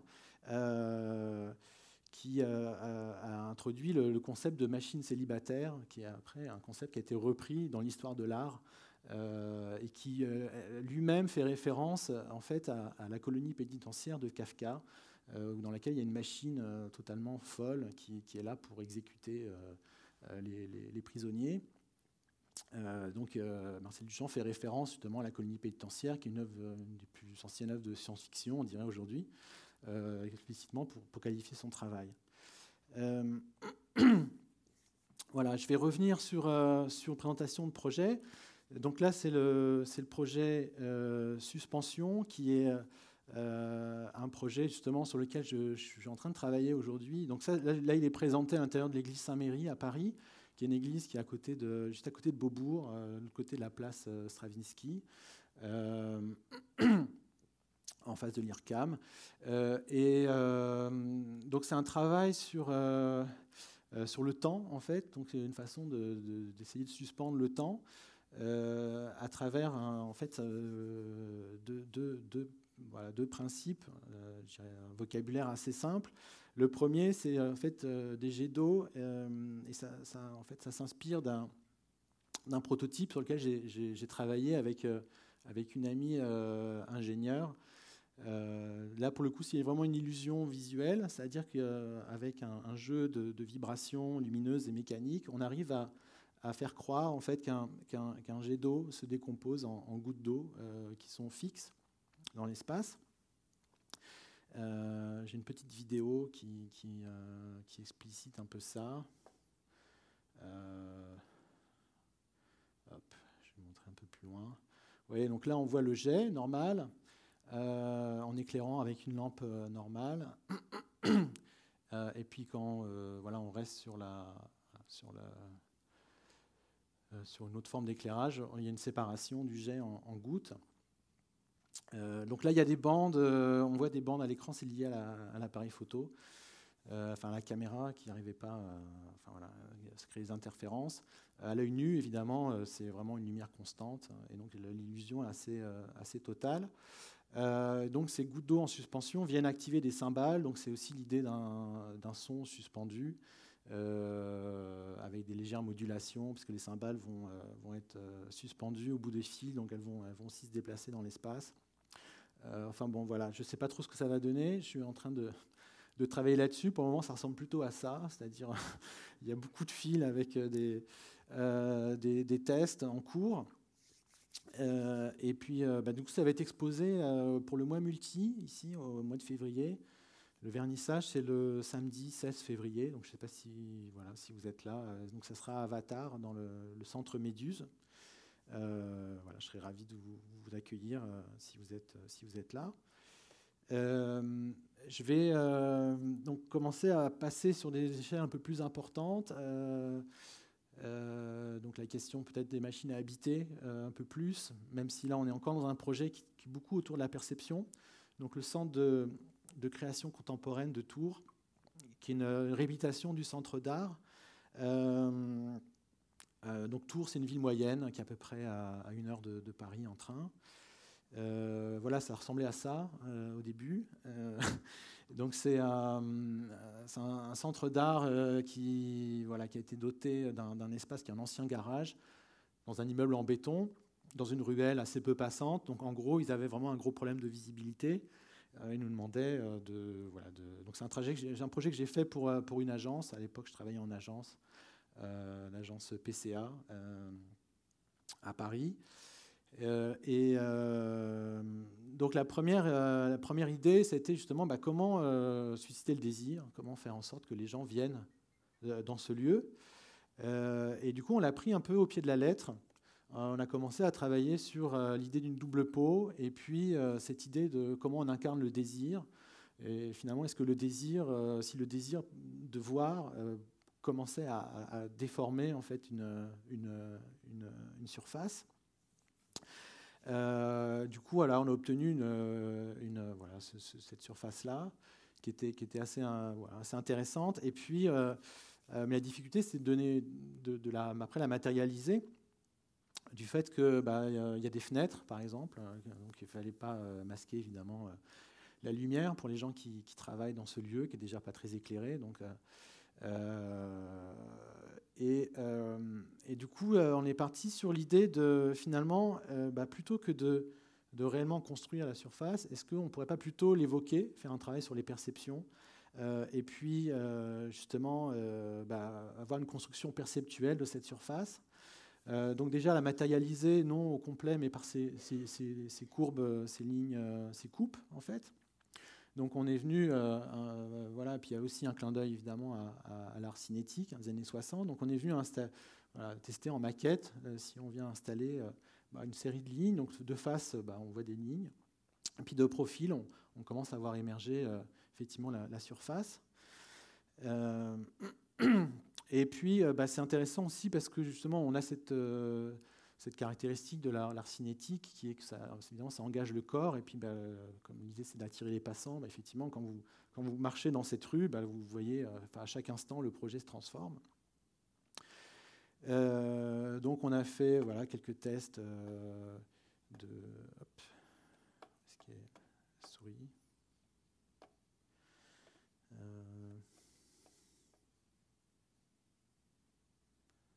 ok, ça y est. Elle est réapparue. Voilà, juste pour voir un peu ce que ça donne. Donc on a vu qu'effectivement de profil, ça fonctionnait plutôt bien. Et puis voilà, de face, évidemment, on voit les... Voilà, on est venu la tester aussi, faire des rendus 3D. Et puis on s'est dit, tant qu'à être dans l'immatérialité, pourquoi pas pousser le concept jusqu'au bout et puis essayer de la matérialiser par la lumière, et donc de travailler sur des lignes de lumière. Et donc on est parti sur des lames en plexiglas qui sont du coup quasiment invisibles, mais le plexiglas a cette capacité de conduire la lumière. Et si vous envoyez de la lumière dans un morceau de plexiglas, toutes ces lames, en fait, tous ces tranchants deviennent extrêmement lumineux. Du coup, c'est exactement la qualité qu'on cherchait à avoir. Donc voilà, donc ça c'est le projet réalisé. Donc de face, effectivement, on a des lignes de lumière. Et puis, de profil, on commence à voir apparaître un peu plus la façade. Donc c'est un projet déjà assez grand, parce qu'il y a, je crois que la façade fait 30 mètres de long et 3,50 mètres de haut. Donc ça fonctionne vraiment bien de nuit, évidemment, parce que là, c'est là où la lumière exprime au maximum son potentiel. Mais même de jour, il y a quelque chose de l'ordre du brouillard qui est assez intéressant, sinon un rapport un peu plus ambigu. Je vais développer un peu plus cette question-là de machine à habiter. Là, je commence par une image qui n'a absolument rien à voir, qui est l'image d'un film qui s'appelle Zardoz. Je ne sais pas si vous avez déjà vu ça. C'est un ovni cinématographique qui a le mérite de nous présenter Sean Connery habillé en robe de mariée, par exemple, dans une séquence du film. Et c'est vraiment un objet fascinant, un pur produit des années 60-70, à la fois psychédélique, très engagé politiquement, avec des incohérences dans le scénario. Mais c'est un objet vraiment passionnant. En tout cas, c'est vraiment une expérience cinématographique. Donc je parle de ça parce que ça introduit aussi la question de la pédagogie. Et cette idée que l'école, à mon avis, doit être un lieu qui permet aux gens de produire ce genre de choses, des ovnis pédagogiques, donc une espèce de possibilité d'expérimenter un peu sans crainte. Voilà. Et donc pour moi, c'est vraiment un cadre privilégié justement pour tester des idées, discuter de questions esthétiques. Justement, je voudrais présenter, je vais présenter un diplôme qui est le diplôme de Thomas Carpentier, qui est un étudiant qui est donc diplômé à l'école spéciale d'architecture en 2012, et qui, pour son diplôme de master, a justement travaillé sur cette question de la standardisation en architecture.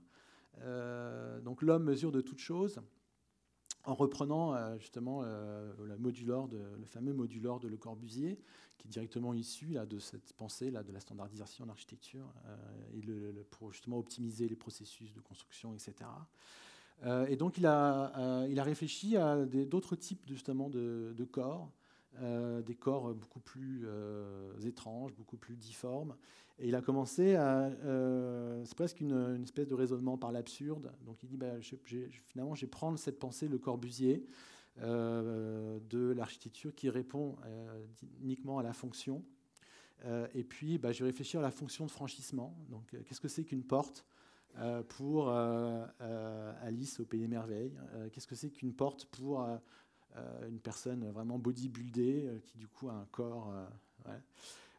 qu'est-ce que c'est qu'un escalier pour Pistorius, par exemple, qui marche avec des prothèses? Donc pour un personnage androgyne, que devient un urinoir, enfin voilà. Donc toutes sortes de qu'est-ce que c'est qu'un siège justement pour le corps à deux têtes, enfin ouais, donc c'est tout il a revisité un peu, je ne sais pas si vous l'avez ici, le Neufert, qui est vraiment l'espèce de standard de la table, ça va faire 55 cm, etc. Donc il a vraiment adapté à des morphologies choisies évidemment volontairement très étranges. Et puis il a construit une maison dans laquelle toutes ces personnes cohabitent en colocation. Donc voilà, ça fait des choses évidemment très très étranges. Donc là on retrouve l'escalier à droite justement pour et en fait tout est pensé pour tout le monde, hein, c'est-à-dire que voilà, ici on voit il y a un autre escalier pour les gens qui se déplacent différemment. Donc chacun trouve son compte dans cet espace-là. Et évidemment, c'est un projet du coup qui est un projet sans site. Donc c'est vraiment un projet théorique et qui vient évidemment critiquer cette question de la standardisation en architecture. Donc c'est un projet qui a été pas mal exposé. Mais je trouve que malheureusement, souvent les étudiants font des projets vraiment intéressants. Il y a assez peu de visibilité en dehors du cadre de l'école. Donc là, c'est un contre-exemple puisqu'il a été un peu plus exposé, mais je trouve qu'il y aurait un intérêt vraiment à pouvoir médiatiser un peu plus, je trouve, toute cette production qui est vraiment intéressante. Et d'ailleurs, il y a des lieux, par exemple à Londres, où les expositions de fin d'année des écoles d'architecture, de design et d'art sont des moments assez courus. Pour Royal College of Art, il y a 10 000 visiteurs qui viennent chaque année pour voir justement les productions des étudiants, qui sont vraiment comme un laboratoire d'idées. Voilà, je vais terminer sur un dernier projet. Qui est un projet actuel. Ce que je vais vous montrer, c'est des images du concours. Donc le projet est en train de se transformer en lien avec évidemment toutes les contraintes du monde réel, qui étaient déjà quand même assez bien prises en compte. Mais voilà, on rentre un peu plus dans le détail. Donc c'est le projet NOC 42 pour Not Only a Campus. Donc on m'a fait réflexion que les Français utilisaient beaucoup les titres en anglais. Donc effectivement, dans un cadre de concours, c'est une formulation qui est assez voilà, qui est assez du punch, en tout cas pour des francophones français. Donc 42, c'est une école qui a été fondée par Xavier Niel, qui est une école, on pourrait dire d'informatique, mais qui est un peu plus large que ça. C'est vraiment, en fait, il est parti du principe du constat plutôt qu'il y avait un déficit, il y a un déficit de personnes formées pour les métiers liés au numérique, donc essentiellement la programmation informatique, en tout cas en France.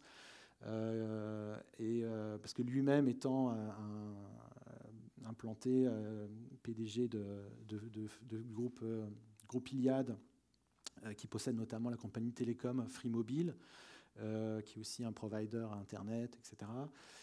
Du coup, il peine à recruter des gens. Donc c'est comme ça qu'il a décidé de fonder cette école, qui est une école à pédagogie un peu particulière, puisque c'est une école sans prof. Donc peut-être ça ferait plaisir à des étudiants ici. Tout est basé sur une pédagogie par projet. Donc vous avez des choses à réaliser. Puis voilà, une fois que vous avez réalisé tous vos projets, vous avez fini l'école. C'est une école qui n'a aucune condition de diplôme à l'entrée. Donc ça permet, donc il y a aussi une dimension sociale. Ça permet de rescolariser des gens qui sont en échec scolaire, notamment. Donc les étudiants sont recrutés sur concours et également sur ils appellent ça des piscines.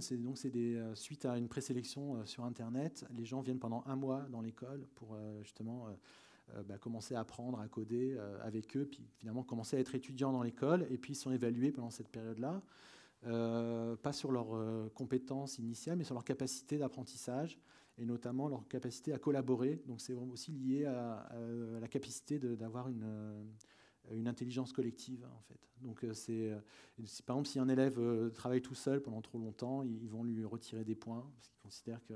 C'est vraiment toute une pédagogie très particulière. C'est un ovni pédagogique, en tout cas dans le paysage français. Et donc cette école-là, évidemment, elle a... c'est un terrain de jeu assez passionnant pour des architectes. Sachant que la commande initiale, c'est qu'ils ont un problème pour faire venir tous les étudiants qu'ils aimeraient faire venir, du fait que Paris est trop cher pour se loger. Et donc, la question derrière ces bâtiments-là, c'est de trouver des solutions d'hébergement en fait à bas coût pour les étudiants de l'école 42. Donc, il y a une vraie question à Paris où effectivement c'est de plus en plus cher actuellement. Voilà. Donc c'était un peu la commande initiale. Et la deuxième question, qui était aussi de créer des interfaces entre l'école et le quartier, parce que pour le moment, ils trouvent que les étudiants sont passés en lien avec justement les habitants autour. Donc c'est un projet qui a fait partie de Réinventer Paris, qui est un concours qui a été lancé par la ville de Paris en 2015, donc qui vise à réinventer Paris, donc ils appelaient ça un appel à projet urbain innovant. Donc il y a une dimension urbaine, effectivement, la relation du projet à la ville. Et c'est un concours assez particulier parce que c'est un concours traditionnel. On identifie des besoins et puis ensuite on lance un concours en donnant un programme à des architectes qui réfléchissent et qui disent on pourrait faire ça comme ça. Et puis c'est le commanditaire qui finance le projet. Là, en fait, la ville a procédé complètement différemment. Elle a fait un concours, elle a mis en vente en fait un certain nombre de sites. Elle a identifié des sites dans la ville qu'elle a mis en vente.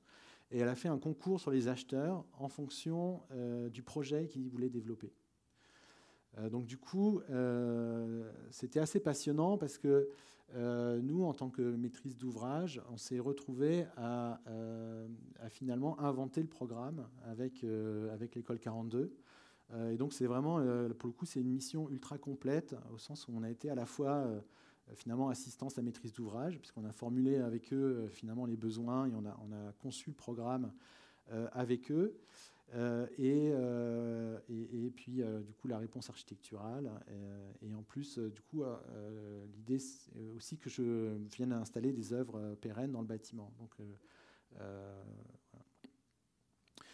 Donc pour la logique Not Only a Campus, donc ça c'est la logique un peu urbaine du projet. Donc l'idée c'est de ne pas être autosuffisant, de voir comment il y a déjà des services présents dans le quartier et de venir à la fois, je dirais,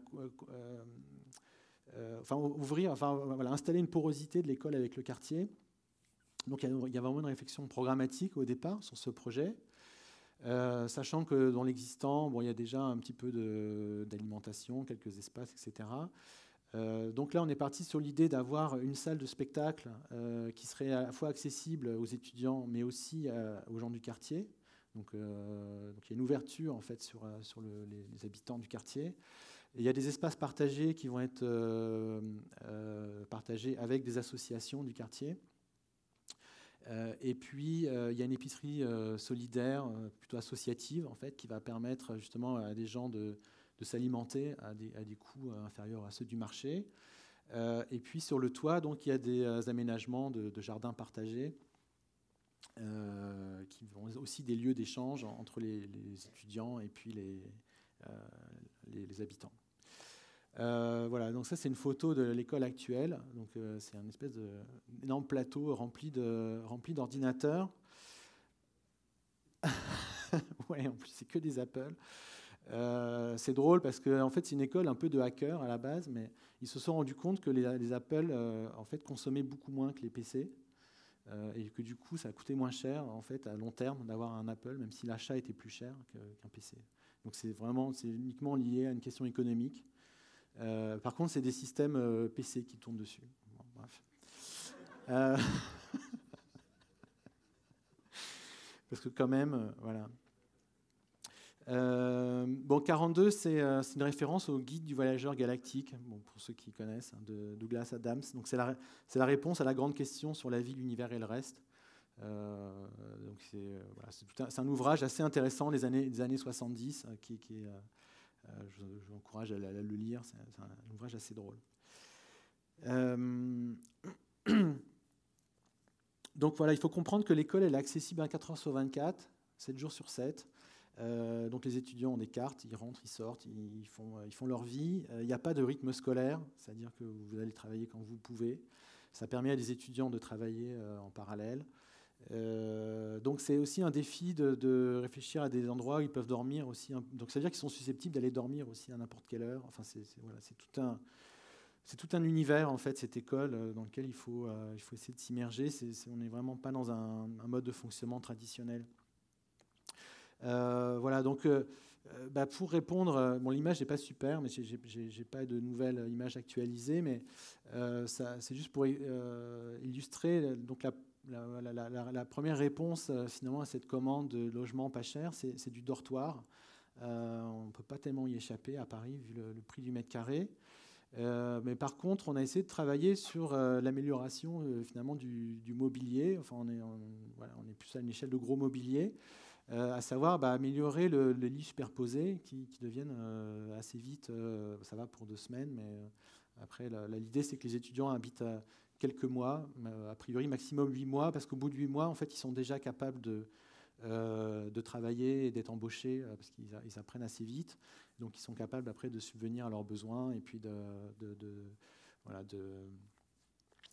trouver des métiers où ils sont suffisamment rémunérés pour aller sur le marché traditionnel du logement à Paris. Donc on est parti sur une idée de capsule hôtel, comme ça s'est développé au Japon, en Corée aussi, pas mal. Comme on n'a pas le même rapport à l'espace, on a fait des choses un petit peu plus grandes pour que ce soit plus. On est plus dans un vocabulaire de tente finalement. On peut quand même tenir assis dedans, etc. Qui permet d'offrir un minimum d'intimité et aussi isoler phoniquement des voisins et la possibilité d'éclairer, d'allumer sa lampe sans gêner les voisins, etc. Avec l'idée qu'il y a quand même une très grande densité de lits, parce que il y a pas mal d'étudiants à loger, mais trouver des solutions dans l'aménagement même des espaces pour qu'on ne soit pas dans un truc de série. Et justement, là revient aussi la question de la machine. Donc faire en sorte que la machine a suffisamment de souplesse, justement, pour ne pas être dans les temps modernes, mais être dans quelque chose qui va pouvoir exprimer aussi l'individualité des gens.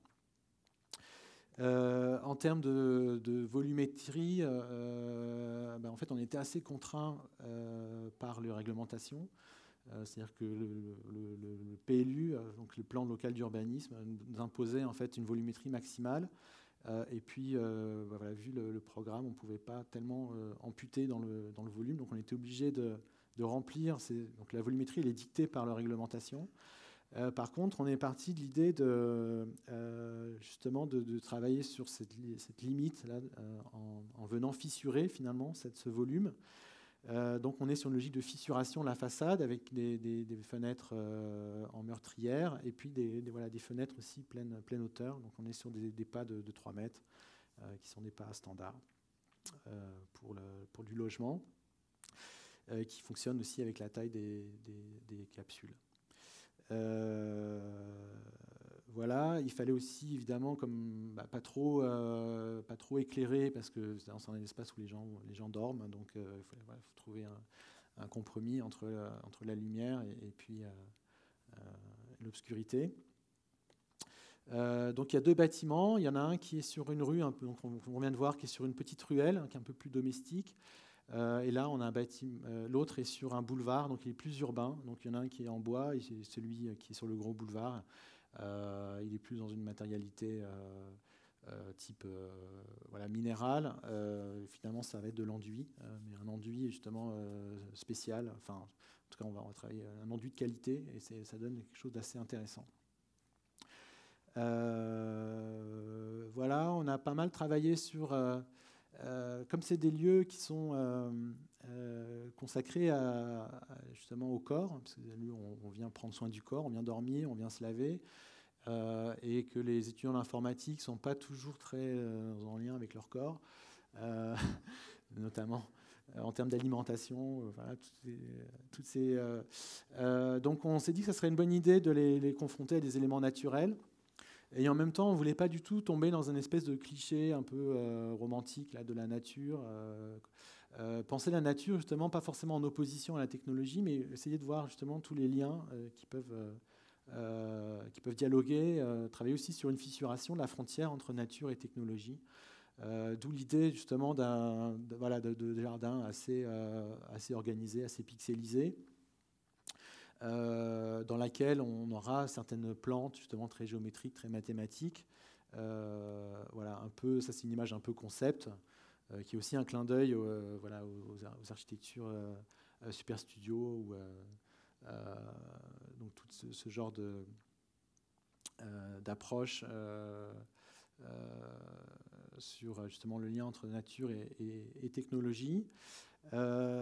L'idée étant effectivement de se demander si la nature finalement n'est pas aussi le produit de la technologie.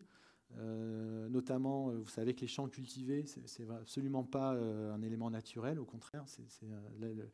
Si vous laissez en fait des espaces non cultivés, en fait, il y a une diversité, il y a un écosystème, il y a une diversité de plantations. Pour avoir un espace qui est vraiment de la monoculture, c'est vraiment une lutte en fait hors équilibre. En fait. Donc on n'est pas du tout dans un élément naturel, on est au contraire dans quelque chose de très contrôlé. Et puis, à l'inverse, la technologie, elle est aussi issue de l'observation de la nature, d'où aussi le chou romanesco, qui est une plante réelle, qui suit une structure fractale. Et donc, les fractales sont venus justement d'une réflexion sur comment représenter des formes complexes, au départ dans des jeux vidéo. Et deuxième référence, donc c'est cette question effectivement de fissuration de la machine. Donc la machine, c'est évidemment l'école, puisqu'il y a quand même 2500 étudiants, donc tout le monde n'a pas un lit, mais il y a quand même... et il y a une autre machine, c'est le projet architectural lui-même. Comment on peut venir justement construire des brèches dans cette machine-là. Donc je finis sur cet exemple de pomme carrée qui pour revenir peut-être justement sur la comparaison avec la formulation de Le Corbusier, où il parle aussi il dit ma maison est une machine à habiter. En signalant qu'il prend dans son livre donc l'exemple des produits industrialisés. Quelque part, en fait, c'est une façon peut-être de nier en fait l'histoire, de dire que finalement on pourrait avoir une espèce de neutralité des espaces. C'est ça qu'ils recherchent peut-être à travers le calcul, justement, des espaces qui sont pensés par le calcul. En revenant sur l'idée qu'on est justement le produit de récits. Donc peut-être prétendre inventer un récit nouveau hors de l'histoire qui pourrait avoir un sens hors de tout autre récit. Je pense que c'est du registre de l'utopie. Et du coup, justement, l'idée de machine qui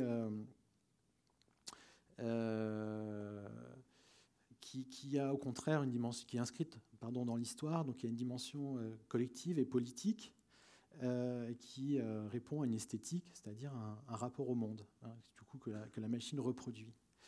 D'où le lien, comme j'ai expliqué, entre machine et architecture. Donc c'est l'inscription d'une pensée dans le réel, c'est-à-dire c'est à la fois l'expression de cette pensée et la reproduction de cette pensée, puisqu'elle devient une partie de la culture, constitue de la culture. Et donc il y a vraiment un processus de coévolution entre l'homme et la machine.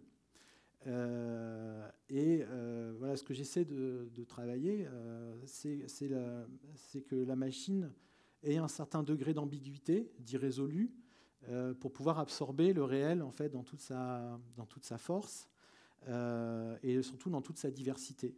Je pense qu'un des soucis de la machine, c'est justement sa possibilité de standardiser, d'uniformiser, de la même manière que voilà, la pensée de Le Corbusier,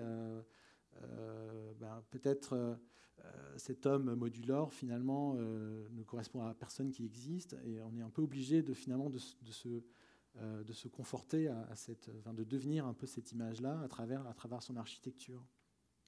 Donc il y a un côté, s'il y a un seul regard en fait porté par une machine, il y a peut-être une vision dictatoriale en puissance.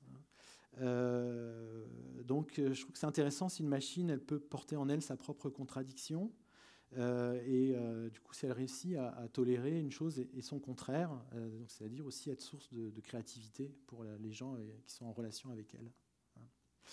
Je m'arrêterai là-dessus. Je vous remercie de votre attention, et puis voilà, je suis ouvert à une période de questions si vous voulez.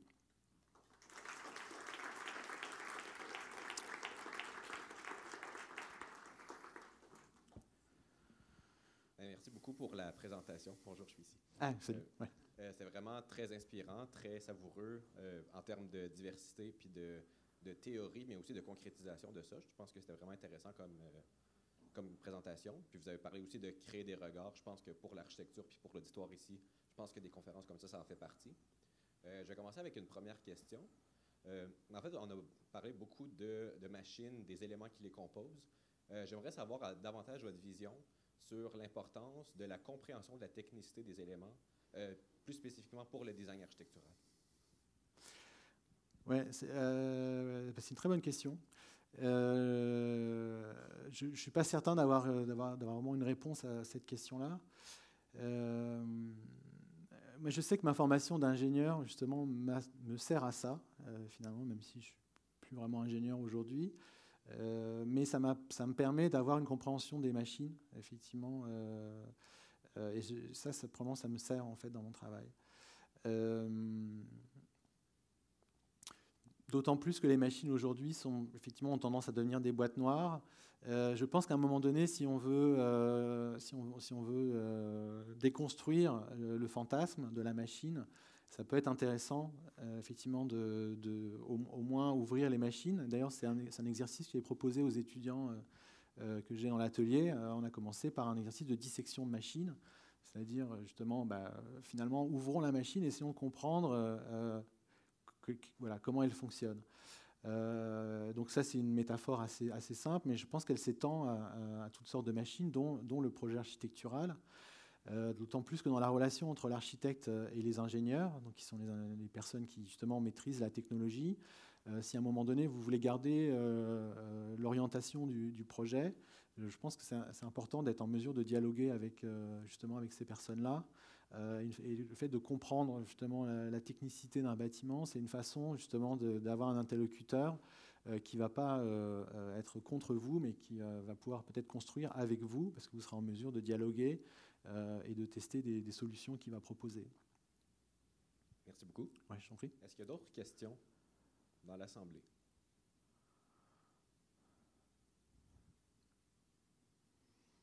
Aucune autre question? Philippe, Samuel, non plus? On peut lancer une discussion, mais tu parlais tout à l'heure de ton... S'il te plaît. Ah oui, pour l'enregistrer. Bon, très bien. Merci pour la conférence, Christian. Tu parlais tout à l'heure de la notion de conscience et tu semblais être sceptique sur l'intégration éventuelle de cette conscience-là, soit dans une machine ou éventuellement même dans une notion d'intelligence artificielle. Est-ce que tu voudrais développer un peu là-dessus? C'est peut-être lié au travail que j'ai fait. J'ai moins développé ça parce que c'est des choses qui sont plus anciennes pour moi, mais j'ai beaucoup travaillé sur la question de la perception à un moment donné, notamment avec des psychologues de la perception, avec des gens en analyse du mouvement. Et il y a quelque chose dont je me suis convaincu, c'est que la perception, elle est pas cognitive, en fait. Elle n'est pas du registre de la cognition. C'est beaucoup plus complexe que ça. Le corps intervient énormément, en fait, dans les processus. Comment je pourrais donner un exemple de ça? Il y a une petite expérience qui est assez facile à faire. On a un peu l'air bête quand on le fait, mais en tout cas, c'est instructif. Donc, je vais vous montrer, si vous voulez le faire en même temps. Voilà. Donc, par exemple, on peut regarder ce qui se passe si on bouge la main devant nous, comme ça. On a du mal, en fait, à avoir l'image nette. Si on garde la main fixe, mais on bouge la tête, c'est extrêmement facile d'avoir une image nette. Alors que le mouvement relatif est à peu près le même, il faut bouger à la même vitesse. Ce qui se passe, c'est que quand on bouge la tête, on a l'information de l'oreille interne qui, du coup, corrige en fait, le regard. Nous permet justement en fait, tout ça, c'est les processus inconscients, donc on n'en a vraiment pas conscience, mais tout le corps, en fait, est aussi une mémoire. C'est aussi pour ça que, justement, je parlais de l'unicité du regard, mais aussi l'unicité du geste. Du coup, j'ai pas mal travaillé avec des gens, justement, qui travaillent aussi en réhabilitation fonctionnelle dans des gens qui ont eu des accidents, par exemple. Et donc, en fait, on se rend compte qu'il y a une déformation de leur perception de l'espace. Il y a des zones de l'espace, par exemple, où ils ne voient plus, en fait. Mais ils voient, en fait. Il n'y a pas de problème cognitif, mais il y a une fermeture. Le cerveau n'arrive plus à voir ce qui vient de cet axe-là, par exemple. Et donc, il y a vraiment une mémoire du corps, ça s'inscrit. Donc, un des problèmes, je pense, des gens qui pensent qu'on va pouvoir télécharger une pensée dans une machine, c'est ça, c'est qu'en fait, ils nient le corps. D'ailleurs, souvent, quand on discutait avec eux, moi, j'en connais, du coup, des gens qui sont transhumanistes, ou post-humanistes, pour le coup même. Donc, ils travaillent. C'est des gens qui n'aiment pas leur corps. En fait, ils disent non, le corps est une limite, le corps est obsolète. C'est un handicap. Il faut que je le nourrisse. Il faut qu'il dorme, etc. Alors que moi, je voudrais pouvoir continuer à vivre tout le temps. Par exemple. Et puis évidemment, le grand problème, évidemment, du vivant, c'est qu'au bout d'un moment, on meurt. Et donc c'est aussi, il y a quand même ce projet-là, le transhumanisme, c'est de pouvoir abolir la mort, très clairement, quoi. Et pour moi, ça c'est de l'ordre du mythe. Donc je suis pas du tout convaincu de la possibilité d'une conscience mécanique en dehors d'un corps, en fait. Ouais.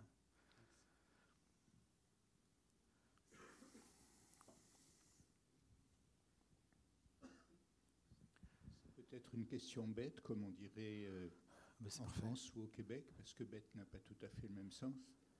vous avez dit qu'au départ, pour l'école 42, vous avez eu à subir ou à lutter contre le prix du logement à Paris. Ouais. Pourquoi était-il nécessaire de construire l'école 42 à Paris? Ça aurait pu être n'importe où en France. Ouais.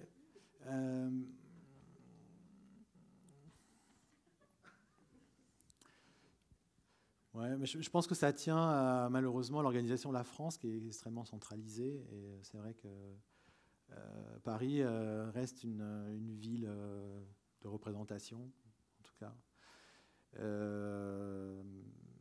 Parce qu'au final, effectivement, il y a beaucoup plus de provinciaux dans cette école peut-être que de Parisiens. Je ne sais pas, je n'ai pas les statistiques. Mais là, pour le coup, c'est vraiment une question qu'il faudrait poser à Xavier Niel. Parce que là, pour le coup, je n'ai pas été partie prenante de cette décision-là. Donc, je ne sais pas quelles ont été... Voilà, moi, j'interviens uniquement sur l'extension de l'école. L'école est déjà là depuis 2014, 2015, je crois. Je sais plus, en 2013, je crois, l'inauguration de l'école. Par contre, ce que je veux dire, c'est que le concept a essaimé et qu'il y a un 42 qui s'est ouvert à Lyon, il y en a un qui s'est ouvert en Roumanie, il y en a un qui s'est ouvert aussi aux États-Unis, en Californie. Donc, il est dans une logique de s'installer dans différents endroits. Après, connaissant Xavier Niel, je ne suis pas non plus...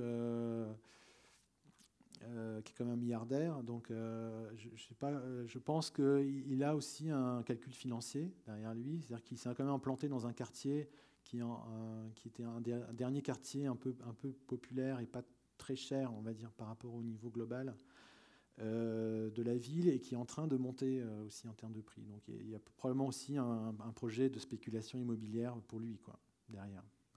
Donc, pardon ?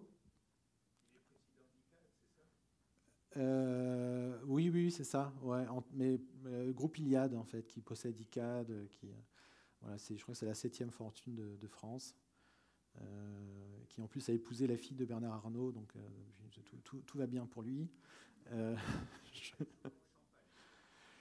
Oui, c'est ça, voilà. Et à un moment donné, il vivait dans son jet privé aux États-Unis, entre San Francisco et New York. Voilà. Bon, il a aussi développé Station F, je ne sais pas si vous connaissez, qui est un projet à côté de la gare d'Austerlitz, qui est le plus grand incubateur de start-up d'Europe. Ça fait à peu près, je ne sais plus combien de milliers de mètres carrés. En fait, c'est un ancien entrepôt qui accueille 1000 start-up en incubation. Du coup, il est en train de construire tout un écosystème où finalement, ça va être...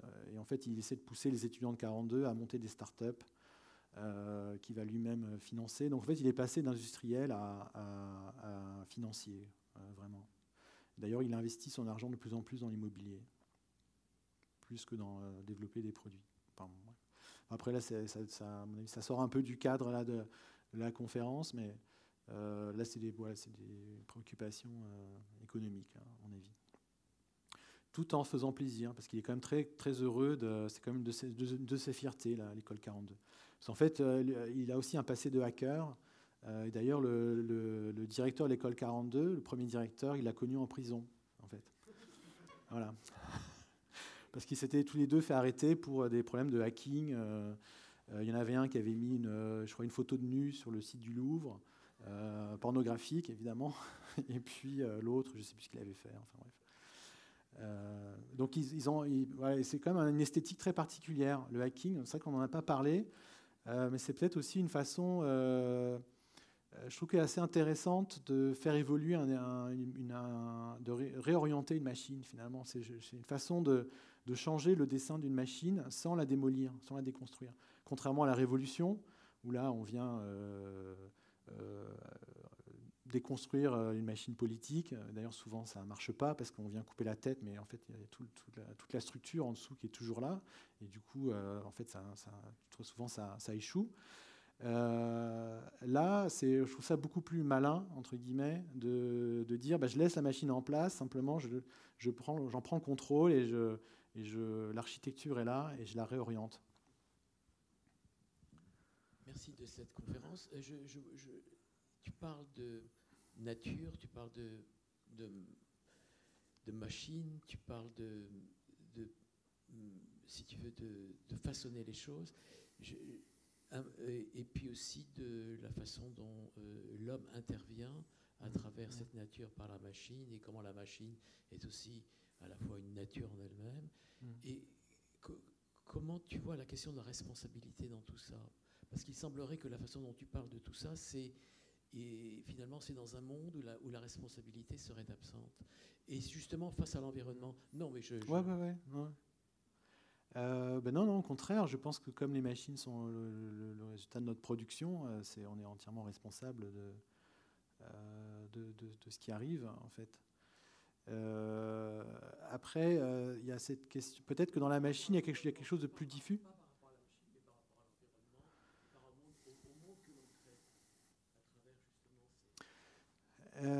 Oui, c'est pour ça que je pense que l'éducation est super importante, parce qu'on a déjà mis en place un certain nombre de machines qui vont plutôt dans le sens de la destruction de l'environnement, et du coup, c'est long, en fait, de faire évoluer les structures en place. Donc est-ce qu'on voit, j'ai lu des choses là-dessus, je ne sais plus qui a écrit ça, mais bien que tout le monde soit conscient qu'effectivement on va dans le mur au niveau environnemental, personne finalement n'arrive à faire quelque chose de façon individuelle. Donc je pense que c'est vraiment tout un travail de réorientation. Oui, c'est pour ça. Non, mais oui, c'est-à-dire qu'on crée des machines, mais les machines nous créent.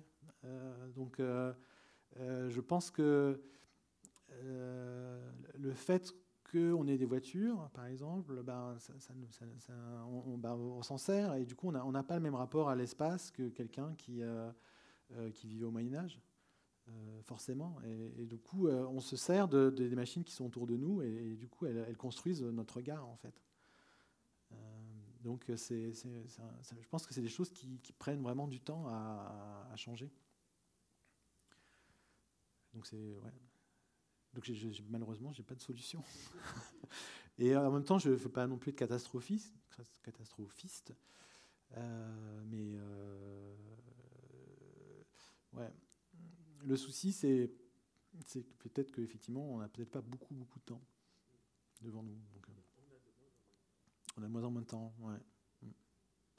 Après, l'hiver, la neige au mois de novembre, voilà, c'est une expérience. Merci beaucoup, Christian. Moi, je t'en prie. Donc, avant qu'on passe au vin d'honneur, je tiens à mentionner quand même que le comité santé et bien-être de l'école d'architecture est présent ce soir pour recueillir des dons pour le Movember. Donc, pendant le vin d'honneur, ils vont être là pour collecter vos dons. Donc, merci beaucoup encore une fois, Christian, pour la super conférence. Merci.